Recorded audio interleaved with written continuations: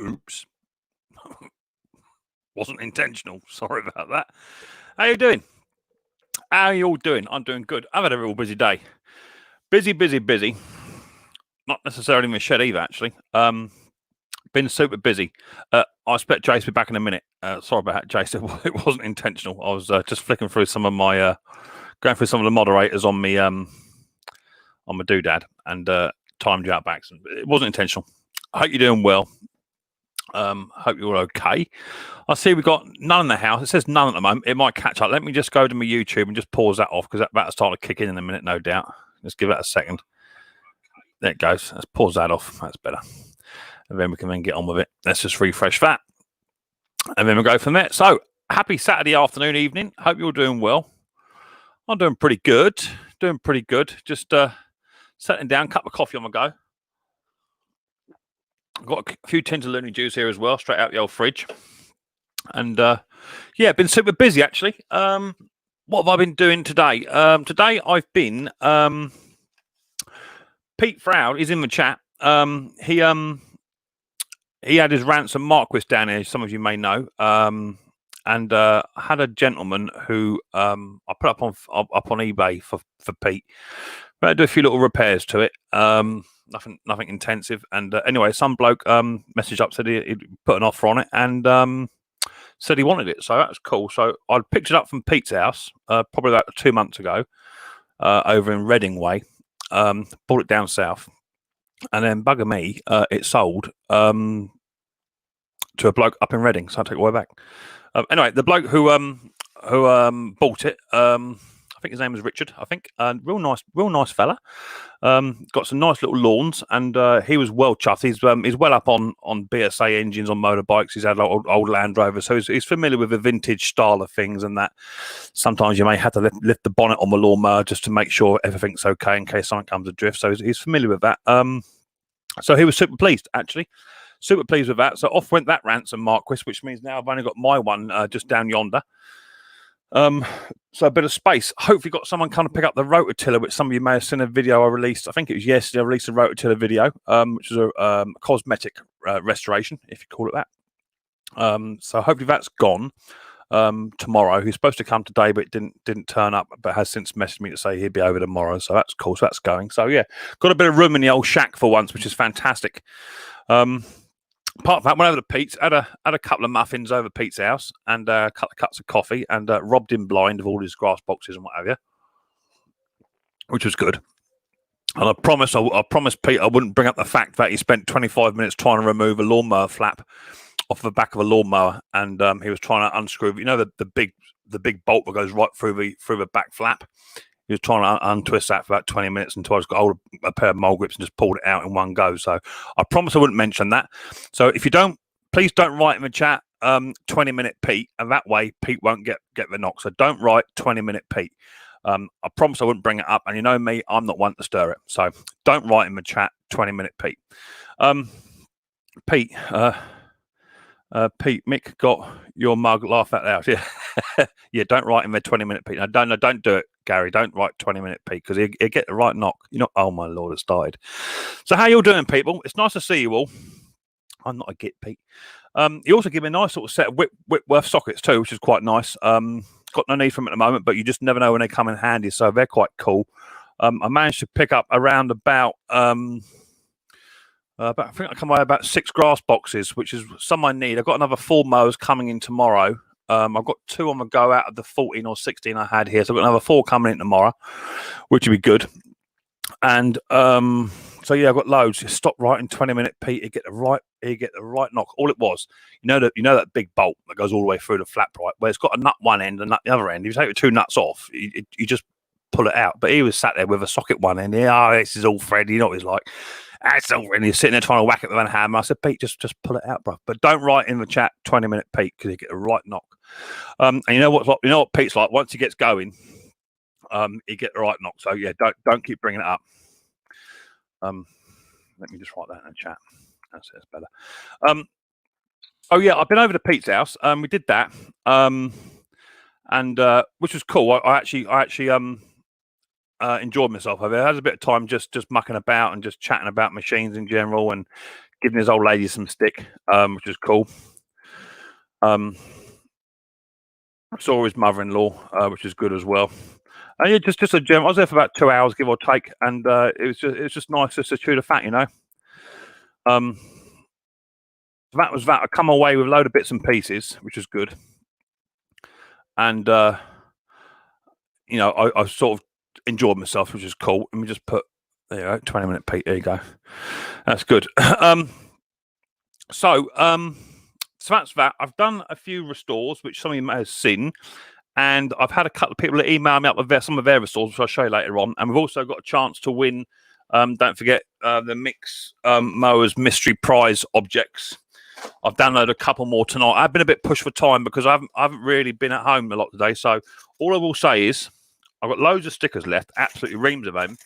I got one key ring left out of the limited edition stack. The new ones are there. They look the same. The difference is there's a full stop after mowers. So they're the new ones. They're really limited. I've only got one bottle opener left. That's the last one to come, so I order some more up. And I've got a handful of pens left. So whoever wins the bottle opener will be the last one until I get some more ordered up. So I've got to get some more ordered. But looking forward to that. I have now finished the Ransom Marquis, which is cool. Let me get a photograph of that over to you. Let me bring the comments back up. And we've got 56 in the house. That's brilliant. Lovely to see. So let me come over here. Let me just hold on in the stream, do I? Let me get rid of that. And let me go to guess what it is game. I think I put it in there, I think. Where's my ransom? There it is there. And let's just blow that up. And then I'll come on back to you guys. Oh, I'll go back into there as well first. That might be handy. And blow that up as well. That's it. It may not feed automatically. We'll see how we get on in a minute. So that's that. Let's get rid of that. We don't want to be giving away your guess what it is game, do we? Anyway, 20-minute peak. Don't keep on about it. Let me share the screen. So the Ransom Marquis is now done. However, there's about another 3 or 4 videos to come out before you'll see it in its full glory. So for those of you who remember, there's a Ransom Marquis. That's the actual condition it turned up in when I first got it. It was a tetanus shot, absolutely waiting to happen. It had been sat in a barn for, they reckon, about between 10 to 15 years that the bloke knows of. So far, it's had a new set of oak rollers. It's had the cylinder resharpened and ground. It's all been greased up on the nipples here, one up here, and one inside the clutch plate. It's had a donor 379121 carburetor. It's had a full service, including new spark plug, oil change, new pull cord, new fuel lines, all that sort of stuff. It's had all of that. It's had a complete restoration. It's had Martin Butler has redone the handles for me. Much appreciate that. That does come up in a video. So it's had pretty much most stuff done to it, and now where is it? Over here? I think it might be over here. That's why I've got to zoom out first, I suppose. So now that one's all done and finished. And there it is. I've got a couple of dents to work on the bin, but there it is, all finished. So it's gone from that, which is, you know, as I say, a tetanus shot waiting to happen, and it's now gone to that. Finished article. Super impressed. There's 1 or 2 dents. There's a dent just here, which I've got to work. There's a couple of dents in the front, which I've got to work out as well. But as I say, from what it was to where it is now is 2 different things. It's night and day. And keep an eye out for the videos coming. I've got a video coming on how to install the rollers, how to do the cylinder, to include photographs of video footage of my actual cylinder being ground from a company that did it for me. So I've actually gone in there. They actually did footage for me, and I've got video footage of my cylinder actually being ground and being worked on, which is cool. So that's pretty much that one I've done. I've also got, let me fire these up. Whilst I've got quite a few in the house, let me go to the next one. This one's come from a gentleman called Pat. He's over in Ireland. He's a new subscriber, and he said that he's just recently started. I might get this wrong. He just recently started doing mower restores, which is cool. He's over in Ireland, as I say, and he sent me a couple of images of his machine that he's just done. So he started off with this one here, and And you can see it's in pretty rough shape. It looks like it's a multi-clip version. Nice big chunky wheels on there, but I quite like that. That's quite cool. So he's done that one, and he's put it up to that, which is quite cool. I like the black wheels; they look kind of cool compared to what they were originally. Maybe he could have put up the white caps in the centre just to finish it off, possibly. But it's choice is choice. So Pat's done that one. Super duper orange. It looks very very tidy. I think it does actually have a bag on the back of that. I'm not quite sure. It looks like it's got some kind of tube there to let one out. So Pat's done that one, and then I had another gentleman over he's in America. Let me go and find his one. Where did his one go? Yeah, this one here. Now this gentleman here, I can't remember his name off the top of my head. I think he's in Texas, is what I want to say. Although once again, it could be completely wrong about that as well. He said to me that he since the obvious thing that's floating around that everyone's catching. He's got diabetes and a few disabilities, perhaps. And he joined the gym and now can't go down the gym, this, that, and the other. So he now started working on mowers since watching some of my videos. And he's now started to restore some videos as well. I do some restores on mowers as well. So he's now hit me with this one. I haven't got a before, unfortunately. But he said this was in the right state. And he's now since done this one up. There it is there, which is quite a nice machine. Little Honda on there. Frankenstein mower, he calls it, which is quite cool. He's changed the wheels out, the plastic wheels, he's taken them off and put solid bearing wheels in there, which is quite cool. Give it a bit more stability. He's painted the deck up and getting a bit of a tidy up, which is quite cool. So that looks quite nice. Set of handles on there. I think it had the pace handles on it, which he's took off. So now it's just a push mower. But not a bad little mower. Tidied it up, give it a new lease of life. So well done to you. Good on you. And I think that was all the photographs I've been sent. Oh, we haven't seen the rototiller, have you? Let me show the rototiller. Where'd my tiller go? I think that's my tiller. Yeah, here's my tiller. So the rototiller I've just finished doing up. Let me load that photograph. For those of you that haven't yet seen the video, boom, into there. And let's come down here and load that tiller one up. So there's a rototiller that was donated to me by one of the ladies. She was a trustee. She's now one of the executive managers on the Smith McGuinness Syndrome UK Foundation. She's actually higher up than me. She's actually now a paid employee for the syndrome, for the charity. She donated this little 5 horsepower MTD T380. Which is it's okay, it's in good nick. Only thing I didn't do the wheels, should have done, and I didn't do the tines because they're going to get dirty in the first 5 seconds, and that now looks like that, which is quite cool. The wheels do need doing. I should have done those. I just didn't get around to it. But going from what it looked like there to what it looks like now, fully serviced, good to go, new carburetor, gaskets, it's had everything on it, new air filters, all changed, the whole shebang, and hopefully that's going tomorrow. I'm hoping so. That's a nice little machine. It starts up and runs absolutely beautiful, so super happy with that. So that's what I've been doing this week, which is cool. Apart from going over to Pete's place and this other fella who bought the ransom off of him, I haven't been doing a great deal. I've done a couple of mowers, but I've been waiting on spare parts, gasket diaphragms. Thank you, Pete. He gave me a couple today because I was stuck without them because I'm waiting for mine in the post. I've got some oil coming today or yesterday. So I've got some spares coming in, and I've got a chainsaw, Husqvarna chainsaw. It's over there in bits. A gentleman coming, he wants me to have a look at his Husqvarna with electric carburetor style one. Looks like the diaphragms had it, but you can get a copy carburetor for around about 15, 16 quid. So we're going down a copy carburetor road instead, but you've got to take the whole chainsaw apart. Let me show you the chainsaw now. And this is just to get the carburetor out.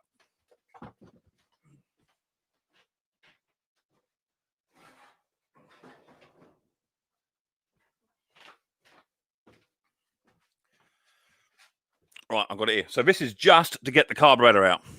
You've got to take all that off, all the front off, all the back off. The handle's got to come off. Everything has got to come off this machine just to get the carburetor to come out. Can you believe that? So it's no wonder it costs you an arm and a leg to put it into a main dealer to get them sorted, because I tell you, it took me about an hour just to strip it down. So absolutely crazy. So that's what I've been doing. What have you guys been up to? Have you all been good? All been behaving yourself? Tim Palmer says, Mick, I got my key ring. Woo! Fantastic. I knew you would. Did the other one turn up, Tim? The one I sent it before that? I can't remember now. I think it did. I did send it. Right, let's see what we've got in the house. I've got 55 in the house, which is cool. Let's just check monetization. Make sure that's still ticking over. Make sure I'm still earning a few pounds. A few pounds what I can get. Yeah, I am. Cool. Right, let's go back to there and let's come over to the YouTube chat. Bomb, bomb, bomb, bomb. Let's have a look, see who we got. We've got 56 in the house, which is absolutely brilliant. Love numbers like that. And let's see how many thumbs up and thumbs down. We've got 28 thumbs up with 50 odd in the house. Get a few more thumbs up there. That'd be brilliant. Give us a hand. Anything over 100 within 24 hours helps my channel grow successfully. So please feel free to give us a thumbs up. It don't cost you a penny to do so. So who we got? Jason Hughes got timed out in the first 30 seconds. That was me. It wasn't done on purpose. Let's see who we got. We've got Sparky Boy coming in chat. How you all doing? Give us a thumbs up for Mick. Cool. Jason Hughes got timed out. Pat, there you go. There's Pat. Pat, did you see your mower, Pat? He's the one from Ireland. Just featured his mower in the stream, which is cool. East is in the house too. How you doing, East? Forgive me if I miss anyone. Let me know. Yeah, don't let me forget some people. So let me know. Scrap It Man Gary Butler's in the house. How you doing, Gary? Did your boss turn up, Gary? I sent you. Give us a shout if it did. Pete Froud, 20 minutes is also in the house. How you doing, Pete? Nice to see you. Slip of the old finger. Yeah, exactly that. East Coast. Mark Stone's in the house. How you doing, Mark? Nice to see you. Harry Potter. How you doing, Harry? Not seen you for a little while, buddy boy. You've been floating about, have you? AJP Garden Machines. Hope you're doing well. Hope your move house has gone successful if it's gone ahead. Benedict White, hello, Micks Mowers. Just waiting for the ads to run. Thank you very much indeed. Much appreciated. Braveheart Scrapper, how are you doing? Nice to see you. Polar Bear Ed's also in the house. Ed, I watched 2 of your videos this week. I've really got into your videos this week, Ed. I had some spare time. I've watched your, is it your brother-in-law's tractor, racing tractor, pulling tractor? I watched that one. And I watched another video. Can't remember what it was, but I did watch it. I did enjoy it. I'm just trying to flick through as many videos as I can. Trying to get through them is not an easy thing. I'm trying to support as many that support me. Neil F's also in the house. Neil, I don't know if it's out yet. The video that your wife sent Riley Boy, the parcel, that's coming. Keep an eye out for it, mate. It is coming. It's just been in the backlog. Ginge, how you doing? Nice to see you. Thanks for popping on in. Mark Stone, Daniel, Andrew Frone. Good evening, Mick and chat. How you doing? Pink's in the house. How you doing, Pink? Nice to see you. Mark Stone, Jason Hughes is back. Tut. Jason, it weren't on purpose, bruv. You know I wouldn't do it on purpose, right? Cool. You're all doing so hello to each other, which is fantastic. Back again, says Pat. Cool. Johnny Five's in the house. How you doing? Nice to see you. Max and Womble Whoop. Max and Womble Raid Whoop. Oh, thank you, Max and Womble. Much appreciated. The Diesel Guy, how you doing? Nice to see you. Edward Thomas or Eddie, the Welsh boy, changing name, I see. Nice to see you. You were over with Max and Womble's place. Nice to see you. Thanks for popping on over. Donald's also in the house. Cool. Nice to see you. You're saying hello to each other. That's just cool. Braveheart, done you. David Clark, how you doing? Nice to see you. Thanks for coming over from Max and Wombles. Much appreciated. Hope you're doing well. Junior Diesel Gaming, how are you doing? Nice to see you. I'm getting there. Tim, is that Timmy Tiny or something? Nice to see you. Max and Womble Raid as well. So you've all been over there chatting to Max and Womble. Nice to see you. So thanks for popping on over. I'm getting there. Pete called me a git, which is not a very nice thing to do, Pete, is it? Lawn Care Island Man's, how you doing? Nice to see you. I hope you're doing well. Mark Bowles, how are you doing? 20-minute Pete. Oh, give you some stick, Pete. Twisted V Twin, how you doing? Nice to see you, buddy boy. Hope you're doing well. I have a full set of Whitworth sockets and spanners. Yeah, I got the sockets which Pete gave me. Absolutely lovely set. I think they're his granddad's too. I didn't want to take them. I said, no, leave them, mate. Don't have to give them to me. But he did. You know what he's like, old Pete. I'll try to fill my pockets up, but he wouldn't have it. Heinz, how nice to see you doing? Heinz, nice to see you. Hope you're doing well. Finns, how you doing? Finns Sonic, where do you get your mowers from? From a mower shop? No, I don't. Most of my mowers come from a recycling centre. So most of the mowers I get have been thrown away already by the members of the public, and I just redo them back up. That's where most of mine go. I don't tend to buy mowers off of people that are advertising as brokers. I don't tend to do that because they've had the mower for like 15 years and it belonged to their granddad and the sentimental value is there and they want 55 quid for a broken mower. I'm not into that. So the cheaper the better. I pay around about £5 to £15 a mower for mine. That's what I do, give or take. And that keeps me busy. I've got about 25 mowers in now, or will be in by tomorrow, which is cool. K Biker, how you doing? Nice to see you. Nice to see you. I hope you're doing well. Hi, Mick. Pray for me. I'm in hospital with COVID-19. Well, all the best. All the best, all I'll say. If you're in the hospital with COVID-19, you're in the best place where you can possibly be. So put your feet up and enjoy the stream if you can. We'll all be thinking of you. Mark Bowles, sorry, Pete, 20 minutes. Tell me about it. Don't Pete half go on. Or okay, you all chatting with each other. It's called Mark Bowles. You're all chatting. Alan Davis, hey, nice to see you. 20-minute Pete, and just mind your emojis, please, Alan. Much appreciated. Mark Bowles, East. They're saying hello to each other. I'm getting there. I've got 54 in the house, which is brilliant. Tim Palmer's got hi Mick, everyone in the chat. Mark Stone, Jason Hughes, Scrap It Man, Heinz, done you. Eddie done you. Lawn Care done you. Looks like I'm doing a bit repetitive now. Easter done you. Neil F. Top job, Mick. Yeah, cheers for that, buddy boy. Yeah, it does look nice, Bennett, doesn't it? It does look nice. Nice little restores. And you know, sometimes just put a little bit of paint on goes a long way. You know, Scotty Boy's also in the house. How you doing, Scotty Boy? Nice to see you. Thanks for popping on in. Hope you're doing well. David Young's also in the house. How are you doing? Got each one of those on the microphone, itchy nose, whilst I'm trying to operate the mouse without it jumping too much. Pete Frau Quantums, you're saying. Mark Stones, wow. Hi, Tina, Tim Palmer. We're getting there. Raphael Scrapper, hello, Mick. Always nice to stop by in here. Yeah, cool. Yeah, put your feet up, have a beer. Thanks for popping on in. We're getting there. Scotty, you're saying hello to everybody else.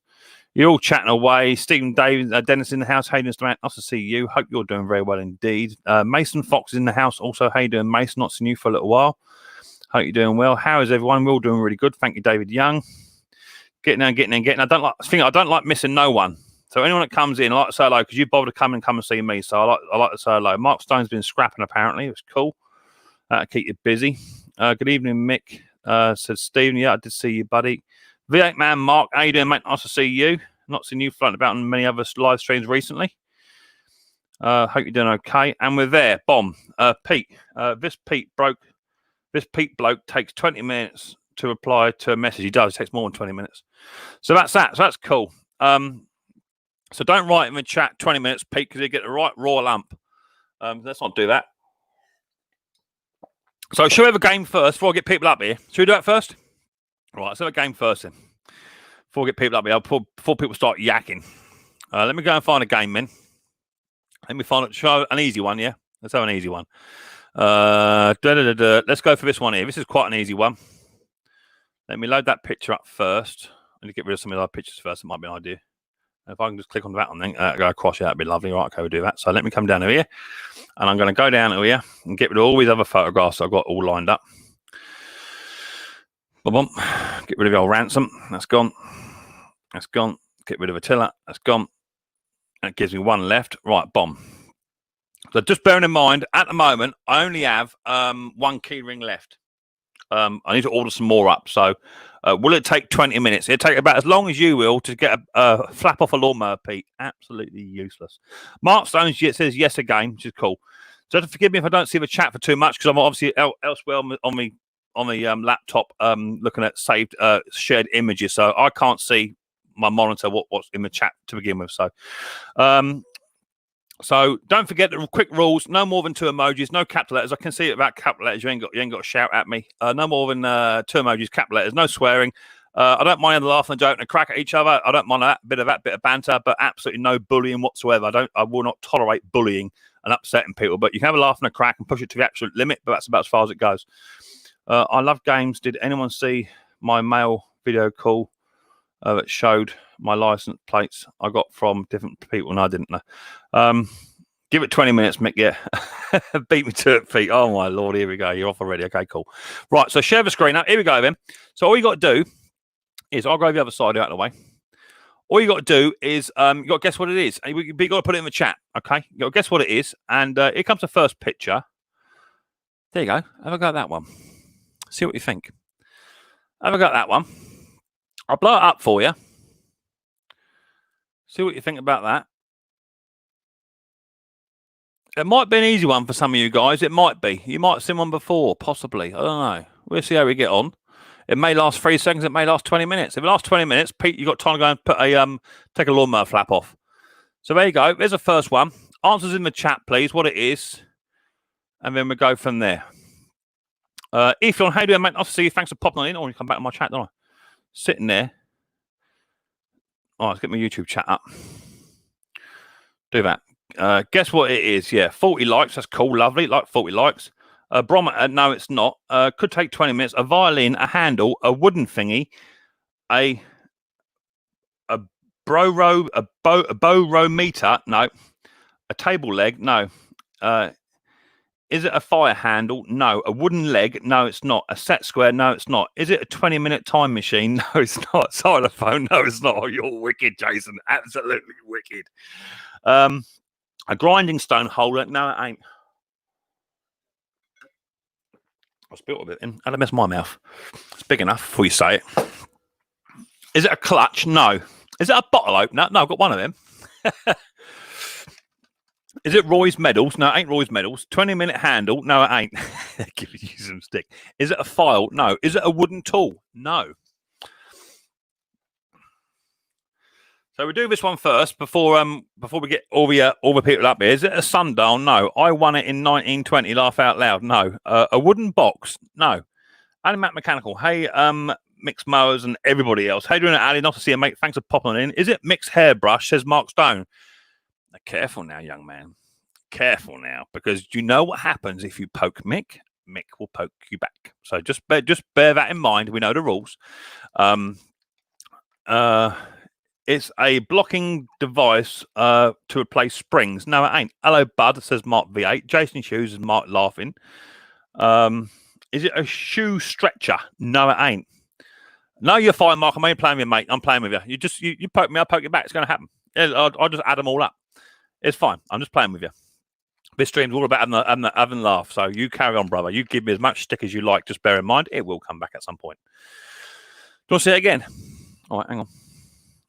Is it a mallet handle? No, it ain't a mallet. Oh, a mallet handle. What I said, mallet.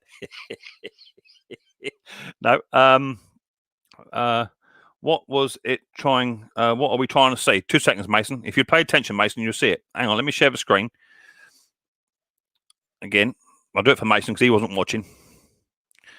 All right. There you go. There you go.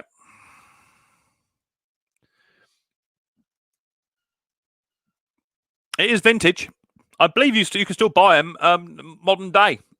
I believe you can still buy them to this day, but obviously they're being plastic, I dare say. Plastic or metal, more likely plastic.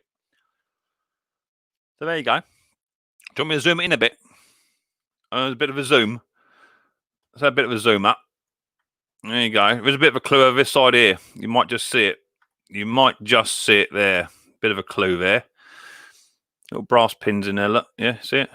Happy with that? You've had your nose with you, right? Okay, let's come back to a chat and see how we're getting on. Let's share that down. Bring that down. Bring that in there. Let me bring up my super chat. Not super chat.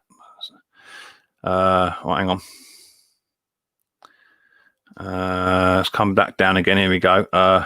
Hang on, we're going a bit further down here. Heinz, am at a rocking chair. No, I'm a rocking chair. No. Mallet handle. No. What trying to see? A wooden nut holder. No. Love people picking on me. Yeah, that's what we like, Mark. Yeah. A spring installation tool. No. A chair arm. No. Closer look. Yeah, get a closer look. Yeah, you had that. A violin. No.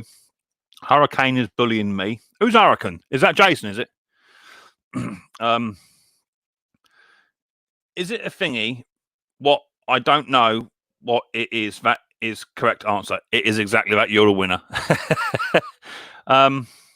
A polisher for Mick's shiny head says big. Oh, we're going to play that game, are we? Okay, cool. No problem. Old school hole punch or stapler? No. A table leg? No. Is it a bed spanner? No. A carving knife? No. A tool? Oh, it jumped massively. Where did we go? Hang on. I lost it. A carving knife? No. An old retractable ruler? No. Top Conker's box? No. I hope he ain't coming in tonight. He's already been on the phone once for it today. Pete, don't be a snowflake yet. Wooden Stanley knife? No. It's cool at me. Yeah. No. A thermometer? No. Stapler or wooden punch? No. Scraper? No. Wooden. Okay. Wooden glass case? No. Closed brush? No. Jason is emojis. Yeah. Hi Ken. How you doing? I see Ken Small Engines. Hi Mick. A wall scraper? No. Tim Conker spoke to him today. Did you? Snobby Scrap Picker. Hey there, mate. Nice to see it. Is it something I left in your bedroom? If it was, it'd be 3 times bigger than that, Snobby. Nice to see you, Snobby. How you doing? Dorito and Luch Carver, how you doing, mate? Nice to see you. Thanks for popping on in. Just passing through. Lovely to see you, buddy boy. Thanks for popping on in. Is it a wrench? No, it's not. A wooden hammer handle? No, it ain't, Mark. No. A piece of wood? No, it's not actually.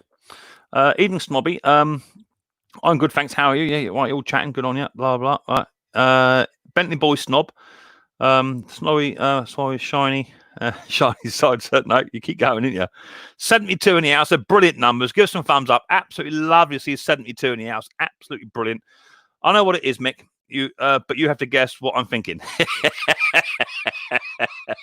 That's a really good answer. I like that. Not really. Is it used for engineering? No, it's not. A wood plate? No. Is it a tool? No, it's not a tool. Hi, Snobby. Trucking Matt. Hey, nice to see you. Do you want to see it again then? A snooker club box case thingy? No, it ain't. Is it a wooden plane? No, it's not. A wood band plane? No, it's not a tool. Let me go and get it again. Bear with, I'll go and get it. Some of you guys, you know, the chances are you've actually had these. There you go. You've had them. I know you have. You've had them. But it is vintage. There you go. Any ideas? Any ideas? Any ideas? There you go. There's your 5 seconds. You've had that one. Let me come on back. See how we're getting on. Have you all lost interest? It's taking more than 20 minutes. A wood planet? No. You're saying hello to each other. 20 minutes, for God's sake, laugh out loud. Is it a pot? No, it ain't a pot. Bats is a handle. No, it's not actually. Socket wrench? No. A door knocker? No. That is an old spark plug brush. No, it ain't. It's not a tool. It is not a tool. Tim, hello, good to see you. Is it a level case? No. A doorstop? No. A handle? No. Does something fold into that gap? No. Braveheart, hello there. You're saying hello to each other. Isn't it used for woodwork? No, it's not a tool. It is not a tool. This is used for... This might give it away, though. This is used for entertainment purposes. A bale handle ringer? No. Give us a clue. Just have. It's not a ball. A bell, not ball. A ball. What did you say? Where are you? A Mark Stone. A ball bell. A ball bell handle. I don't know what that is. Mick, are you hungry? Why, Pete? Am I making a meal out of it? Is it a smasher? What's a smasher, Mark? You have to tell me what a smasher is. Is it a marble ramp? No. Is it a vibrator? No, it ain't. A prop stand? No. A harp? No. A juice harp? No. A book holder? No. Pete emoji. Is it off a piano? No. Is it a slapstick? What's a slapstick when it's at home? What is that? What's a slapstick? Elaborate on that for me. There you go. We got a winner. There it is. We have a winner. And the first person that I've seen has said it is Mark Bowles and said, is it like the clapper toy? So stop. Let me share the screen. Bomb bomb. Bomb bomb. Bomb bomb. Where is it? Down here. So I told you might have seen these before. Where's the other end of it? I don't know how to do that. Should do it. Hang on, bear with. I don't want to zoom out anymore. I have to. Oh, okay, now will it go over or not? No, it won't go over there. Oh, that's a bit daft. Okay, let me bring this other picture up. Let me load that one up. There you go. Clapper toy. Used at football. For making the clapping noise. You know? Some of you footballers need to bow your head in shame. Absolutely bow your head in shame. You talk about, you know, your football stuff. But I only know that as being a clapper toy. Didn't see them. Don't see them no more. You do. You can still get them. Google it. Someone Google it. You can still get them. The plastic ones. Plastic ones. You get them. Yeah. That's cool. So Mark Bowles. Let me bring my chat down out of the way. Let me bring that down out of the way. Get rid of that. Banners. Get rid of my 20-minute Pete. There you go. Mark Bowles. Email me up. If you don't email me, you don't get. Simple as. So email me up to say, Mick, won the Mystery Star prize for the clapper. I would like either a pen, a sticker, a keyring, or bottle opener. Bearing in mind, if you say bottle opener, then I've only got one left. So if you say bottle opener, someone else wins one later on in the night, they'll have whatever else there is. So give us the next person to win, give me a second option other than a bottle opener. So there you go, Mark. I'll leave it down just for 2 or 3 minutes for you, buddy boy. And you're the proud winner of a mystery prize off a Micks Mowers box. So super well done. Congratulations for guessing what it is. It took some guessing, right? That was quite difficult, I thought. So let me throw the link out. See them at football matches, laugh out loud. Yeah, exactly. Yeah. Don't you? That's what they're for, isn't it, Ali? I don't follow football, but in it, that's what they're for. They're called clappers. I think they're called clappers. They were when I was a kid. I'm sure they were. So that's cool. Is anyone disputing the fact that they'd got it first? Let's have a look. Didn't see that many more football. Thanks, guys. Well done. Well done, Mark. No, me. Different Mark. Okay. One of those. Yeah. Okay. No worries. Don't do sports. Had no idea. Neither do I really. Listen to the size of me. I'll be as happy as Larry. Where's Roy, the boy? He's probably got one. Yeah. Okay. Thanks, guys. As I'm only 34. Well done. Hooligans clapper. There you go. Yeah, same thing. Yeah. Okay. I'll have gone with that. Is it called a rattle, Mick? No, it's not a rattle. It's called a clapper. My ex-missus had the clap. Says Jason. Oh my God. See him at football matches. Yeah. Cool. Yeah. Got that. Thanks, Mick. Cool. Right. Okay. Right. Love it. I'll take the old thing down then, and I'll put my 20-minute Pete back up, so I know that'll wind him up. Right. So let me put the old link out for the chat. I've been going for about half an hour. I'd like to do a little game just before we fire into it. See who's about. Got 71 in the house, which is really, really good numbers for a Saturday night. It has been dropping off ever so slightly, but do you know what? 71 in the house just for a standard little live stream like myself is fantastic. Carolina Hillbilly, 1961. How are you doing, brother? Not seen you around for a long ass time. Hope you're doing well. I didn't get to see the whole thing. Righto, hang on then, bear with. I'll do it for you. I don't mind. I got all night. So that was it beforehand. Yeah, that's what. Hang on, what happened there? Hang on, bear with. That was it beforehand. Yeah, and that was it afterwards. There you go. All right. Happy? Good. Right. Stop sharing. Come back. Get my pop-out chat up. Do some of that. Do some of that. Right, so I'm going to put the link out to the chat now. Don't forget to come up on my live stream. You've got to have the camera on, audio on, and none of them filters that turn you into a tiger or a giraffe or anything, none of that old stuff. Got to see you. And when you come in the basement down below, you might be given a few options. Pick your nose, put your fingers up in your ears or whatever, do whatever. So if you don't do it, you don't come in. And we're going in rotation. And I'd like to see people, before they come up onto the panel, I'd like to see them in the chat first, rather than just saying, I'll wait for the link, just help myself. So if you're not in the chat first, you won't come up. So you only see in the chat circling first, saying hello to everybody else, sharing your channel names, all that sort of good stuff. So once you come on up, I don't tolerate no swearing, no foul behaviour, all that sort of stuff, any nakedness, any of that. So you'll be gone in the basement and just dumped. So pretty much that's it. Chiselhurst, how you doing? Nice to see you. Thanks for popping on in. Alan Davis, how are you doing? Nice to see you too, buddy boy. 6970 in the house. Give us some thumbs up on your way in. That'd be much appreciated. So let me get the old link for you. Let me go and fire that up. Copy that. And we're going to put that. Where's my chat gone?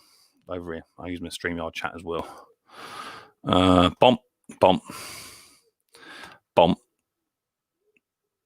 StreamYard chat released. That's it. So 71 in the house. Give us some thumbs up, people. It does help towards the growth of my channel. It's not just one of the things. Anything over 100 thumbs up within 24 hours does promote your channel. So please do feel free just to give me a little click. It costs you absolutely nothing at all. So there's the link. Feel free. Come on up. Come and have a giggle. The more it come up, the better. And we'll have a laugh and a joke, and we just keep rotating people until everyone has a go and what have you. So let us know what you've been up to, what your channel's all about. If you want to share your channel, anything like that, you don't have to be a YouTuber. You can be a viewer as well. If you've got a project on the go, or if you're doing some kind of restore, or you're doing whatever, give us a shout, and we'll go from there. Kraz, how you doing? I can see you down there, Kraz. Are you the same lad that was in here last week that was about 12 years old? Because if you are Kraz, and you can't come up here, brother. Kraz, is that you? Can you hear me? Give me a thumbs up. You can hear me? Yeah, are you the lad that was in here last week that's under 18? Yeah, you can't come up, bro. Sorry, buddy. As much as I'd like to, buddy boy, I just don't have it. I can't have it up on my panel. Thank you very much, buddy. I'm not being disrespectful to you. It's just what it is, mate. I have to do it that way, Crouch, only because my channel has been marked not for kids. It's as simple as that. I do appreciate you popping on in and watching the stream and all that sort of stuff. I do appreciate that fully, but YouTube community guideline rules is what it is. I just can't have it, buddy boy. Come on, people. Too young. Yeah, exactly that. He is a little bit. Sparky's coming on up. Sparky, pat your head and rub your belly. I can't see rubbing your belly. No, I said pat your head. Now you're rubbing your head. Now you're rubbing your head. You got to pat your head and rub your. You can't do it, can you? Up you come, man. Thank you very much. So you're sorry about that, Crash. I just can't have it, mate. My channel is set off for children, and I would love to have you up here, but I just can't do it. There are so many young kids out there, young nippers that do just stuff, and you're really intelligent, and you probably don't. I just can't have it. It's the way. How you doing, Mr. Sparky? How you doing, Joe, in the background? Nice to see you. Hope you're doing well. Yeah. We've had a quite crazy week with at the moment we've got a poly tabby cat at the moment. You got a what? A polyphene tabby cat? A poly one, a very unsteady on her feet. Yeah. My northern accent as well coming out, what do you expect? What's out of it? You ain't tried cooking it, have you? No, we think she's jumped from the landing to the floor and missed a few steps. It's supposed to land on their feet, isn't they? Yeah, but tabby never lands anywhere. Just lands on people. I'll tell you what to do. Go to the fridge and get some butter and put it on the cat's back, because they always say bread lands butter side down, don't they? Just try it. Get the cat and put some butter on its back and just see, hold it sideways on or something, and just see which way round it goes, and we test out the science theory. My missus is pissing herself with laughter at the moment. That's what they're saying, it. Why does toast always land butter side down? I don't know. It's like a virgin, isn't it? That's what it is. He poached eggs in 20 minutes. Yeah, cool. The link's there, people. Yeah, like put some butter on it. I'm just practicing. I've had to change seats because my stool there. I think I always call her Barbara. I think it's Brenda. She bought me my swivel chairs broke. Not happy with it, so I've gone to onto eBay and I'm getting a new seat for it from Wuhan. That'll be here momentarily. So hopefully that'll turn up. Who we got down there? I've got someone down here. Got Bama Bub Mowers. Hi, Doug. Just make sure it's not a video, Doug. You put get your finger right, and put it right up your nose. He's a good lad. Good lad. Up you come. How you doing, Doug? Doing good, man. Doing good. How about yourself? Hello, Doug. Yeah, I'm doing okay, buddy boy. I watched your video earlier on, Doug. I watched your video of Mama's new she shed turning up. That looked like quite a mission in itself. That's what I was going to say. Was it? Mama's new she shed turning up. That looked like quite a mission in itself. That's what I was going to say. Oh, amateur. You got to turn your YouTube off, brother. Yeah, I'm watching y'all on my camera on my phone. I got you set up on my phone and watching. Yeah, that's cool. Boats in the house. How you doing, Boats? Nice to see you. And so is Breezy's Bike Shop. He's saying hi to everyone. How you doing? Nice to see you, buddy boy. Thanks for popping on in. So what you been on then, Doug? I see you got that lawn boy going, which is cool. And then was it a little Toro you then started putting on the bench? Yeah, that's done and gone. I got so tied up, and my regular grass cutter, broke down on me. So I had to get that going. I bent a blade on it. I put another blade on it, and then the carburetor started messing up on me. So I had to get it in the shop, get it fixed, get that push mower out the shop, out the door, so I could cut my grass. Oh. Well, now I got another one in here. You're just lucky you now have a decent shop to put it in, whereas before you were working under a gazebo polythene cover. So you're sort of in the land of luxury, and you got a hot dog going on too, by the looks of it. Tuna boat. A tuna boat? Mm-hmm. A tuna boat. It's lunchtime in the shop. Boats is in the chat. Boat. So that's cool. What do you say, Breezy? Oh yeah, man, wide open. Well, do you know what? It's good. It's good to be busy. I'm just waiting again. I find myself in a situation where I'm waiting on parts again. Parts is just what? Why is it taking? I just got some new oil for my ransom. I get it. Oh.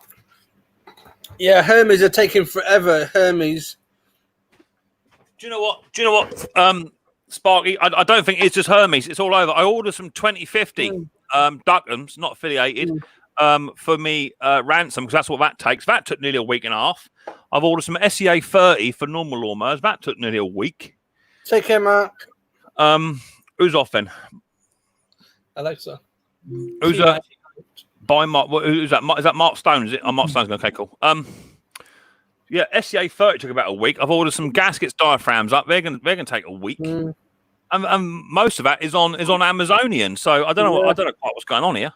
Well, Hermes is about 2.5 weeks now. I've been waiting for it. They sent it up to Scotland. Didn't post to go up there. Supposed to go to Cornwall, and it's back down here somewhere.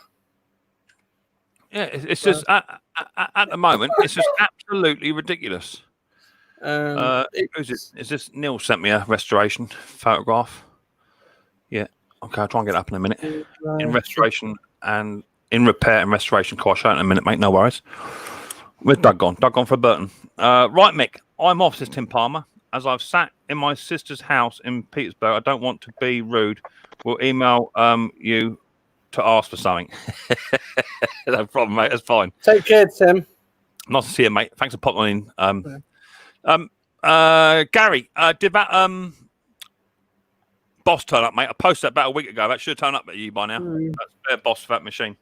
Yeah, it just says here, Hat Terminals sent to London now, and that's it. Just crazy. And I mean, it's like 25 miles that way, the place is. It should be straight here. Bring back White Arrow. I quite agree. White Arrow would have won to get anything done. But at the moment, it just seems Amazon just... I mean, to be fair, it looked like they were handling it better when we had the old COVID thing flying about. You know, it seems like you're getting pretty much next day stuff apart from the stuff obviously that they needed for medical stuff. It seemed like they seem to be doing a lot better. But nowadays, it just seems absolutely crazy. Just trying to get stuff in with within the next 2 or 3 days. I've ordered a new seat for my swivel chair, as I say.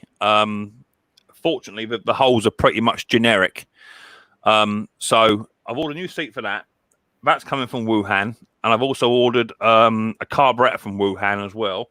The carburetor is going to be in about a week, but the seat's going to be about 3 weeks wait time. Absolutely crazy.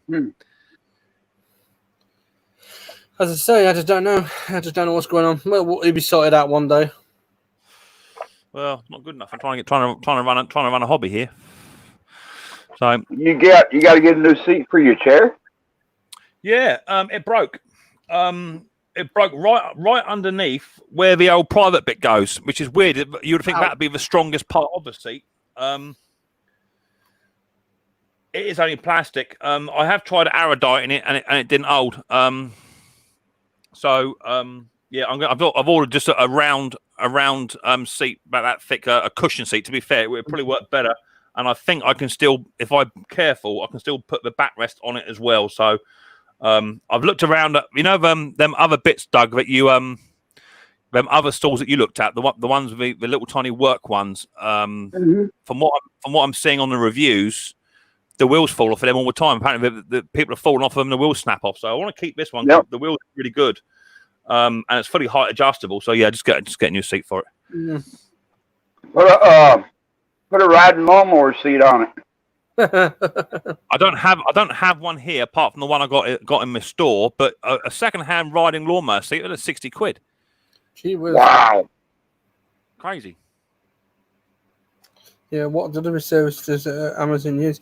It's just their own services. They use independent people normally. Yeah, because Eddie Welshball says, I hope it's a heavy duty seat. Ed, just come on down to my shop, brother. Come on down, brother. Price is right. Yeah, because I've been waiting for some printers. That's what I've been waiting for. Well, it's just it is just taking its time. I've ordered some gloves for work because they ain't got none at work. They came in next day delivery really quick. But I will say that the estimated sometimes is not actually what it is. Sometimes you say estimated 3 days time, and it turns up the next day. So that does happen. But the seat broke because it couldn't take your weight. Apparently, ain't very nice, is it? Ain't very nice at all. No. No. But there you go. It's probably accurate, to be fair. So I'm not going to argue. But it's been a really good seat. I think half the problem is, here comes Kenny boy. You settled in, Ken? You good to go? Give us a thumbs up. Give us a thumbs down. Good lad. Right. I think, to be fair, the bulk of the problem is I've been stressing it out where you're leaning over to pick stuff off the floor, bending over, and I think it's just flex. I think that's the issue. So that's why now I've gone for a round seat. It's well padded, so I won't get the sore bum anymore. This seat I've got here is actually my pigeon shooting seat, which is really comfortable. So hopefully it'll work. Just picked up a John Stewart ride wouldn't go into drive or reverse. Looks like the shaft under the engine isn't turning.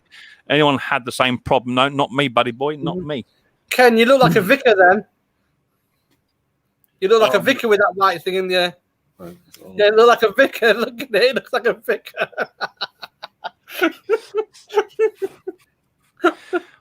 What's that? Have you hurt yourself, and Ken? Wait. Now go like that. There we go. Now it's official. There we go. Oh, dear. How you doing, Ken? Nice to see you, buddy. You too, buddy. I still haven't heard from Pate, so his sticker's it's waiting. It's no drama. I should have said I was on their stream today. I popped in to see him today. I should have said, but I just thought as I'm sending it your way, I don't know if it'd be any cheaper for you to send it or any quicker. I don't know. What I used to do, I used to send bulk stickers back when I used to do a sticker collecting and all the time. I used to send like 30 stickers to one person. I did it to Doug. Send 30 to Doug, and Doug would just post them all out. You know what I mean? That's what I used to do. Yeah, no big. You know. So what you been doing, then, Ken? What you been working on? Today was a what was it? Log splitter with a quantum. I don't know where they tell me I just put fresh gas in it. This gas looked like urine. I mean, it was bright yellow. It stunk. I go, what do you mean fresh gas? Where are you getting your gas from? You know? So I had to flush that all out, new fuel line. The whole carb was just full of crud. Cleaned it all up. You know, it's good money. I mean, I charged him. And I changed the oil, got that going. He picked that up. But I got this John Deere. You know, I love those STX 38s, those little ones, you know. Yeah. Guy drops it off yesterday, and he says, put a PTO in it, and it doesn't work. Turn it doesn't work. So I had it on the bench, it worked. Put it in the tractor, doesn't work. So he drops the tractor off, right? I go to look at the tractor, battery stone dead, nothing, not even a volt in it, just dead. So I put my jump box on it, nothing. Turn the key, engine, nothing, absolutely nothing. I said, all right, I'll jump the starter. I'll throw some fuel in, jump the starter. So I jumped the starter, nothing. Squirt some fuel in, nothing. So I text the guy, and I go, because I'm sure you've seen this with customers. I told the guy, drop it off yesterday. I'll be home at noon. I'll meet with you. We'll talk about it. Nope, he drops off at 11 o'clock when I'm not there and just takes off. You know, tells my wife I know about it. Well, now I got this tractor. I really want to talk to the guy to say, because, it ran last week. No, now I get nothing from the guy. He's like, oh, you need a battery? I'm like, no, the battery's fine. It's just, I mean, I jumped it. But I said, you get nothing. I go, what's the deal? Oh, I replaced this, I replaced that, I replaced this. I go, but what was the total problem? PTO was the problem. I said, have you run this thing? You know, have you run it in the past few weeks? No answer. No. So now he says to me now, keep me posted. Posted on what? What do we do? We do the whole wiring thing? Well, I mean, from what I understand, in Walmart, you can get this tool now, which is every small engine and mechanic's dream. It comes on a little tiny wooden stand, and it's like this ball, okay. And what you do is you have to sort of work your hands around it like this. And if you talk to this ball, then all of a sudden the answer will come out to you and tell you what the problem is with it.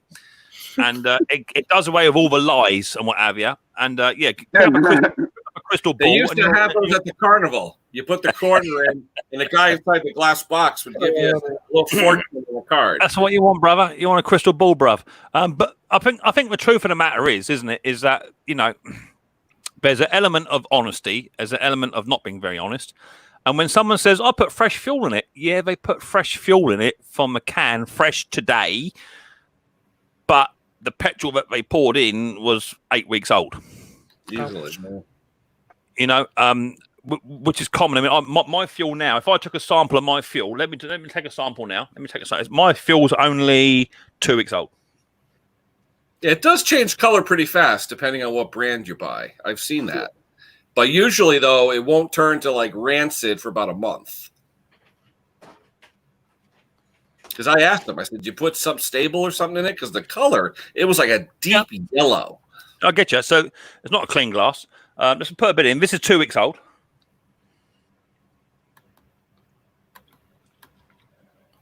Wow. Yeah. Still pretty clean, though. Yeah. Well, it may look clean to you, Ken. It's not looking as clean to me. Yeah. Trust me. It's not like piss yellow though. This stuff was like way yellow. Yeah, definitely. It's not piss yellow, but it's definitely got that. It's definitely got that little tinge to it. And that's after 2 weeks. So if you times that by 4, you know, you're looking like a urine sample. So definitely, you need to be a bit careful with your fuel. I recommend, don't drink it. Yeah, exactly. I recommend any fuel over 30 days is your sort of starting to push the boundary of how effective that fuel can be, unless you mix it with something else. If you smell the fuel, you're quite right, Chris. If you smell the fuel, it tells you everything. I'm mixing with my tractor fuel, so fuel. Yeah. Is that ethanol fuel? Yeah, it's all ethanol over here. Yeah, not over here. When I use one of those super funnels, Bama, I don't know if you've seen those. It's got a plastic element that won't let water molecules through. So when you pour it in gas, the water stays in the funnel. It's really nice. They're about $20. I love it. My buddies use them for their boats all the time. I got this one for a birthday present, 2.5 gallons. Because in the UK, you're only supposed to transport 5 in the UK. But I got this 10 one. Really nice funnel, anti-gurgle, so that's good.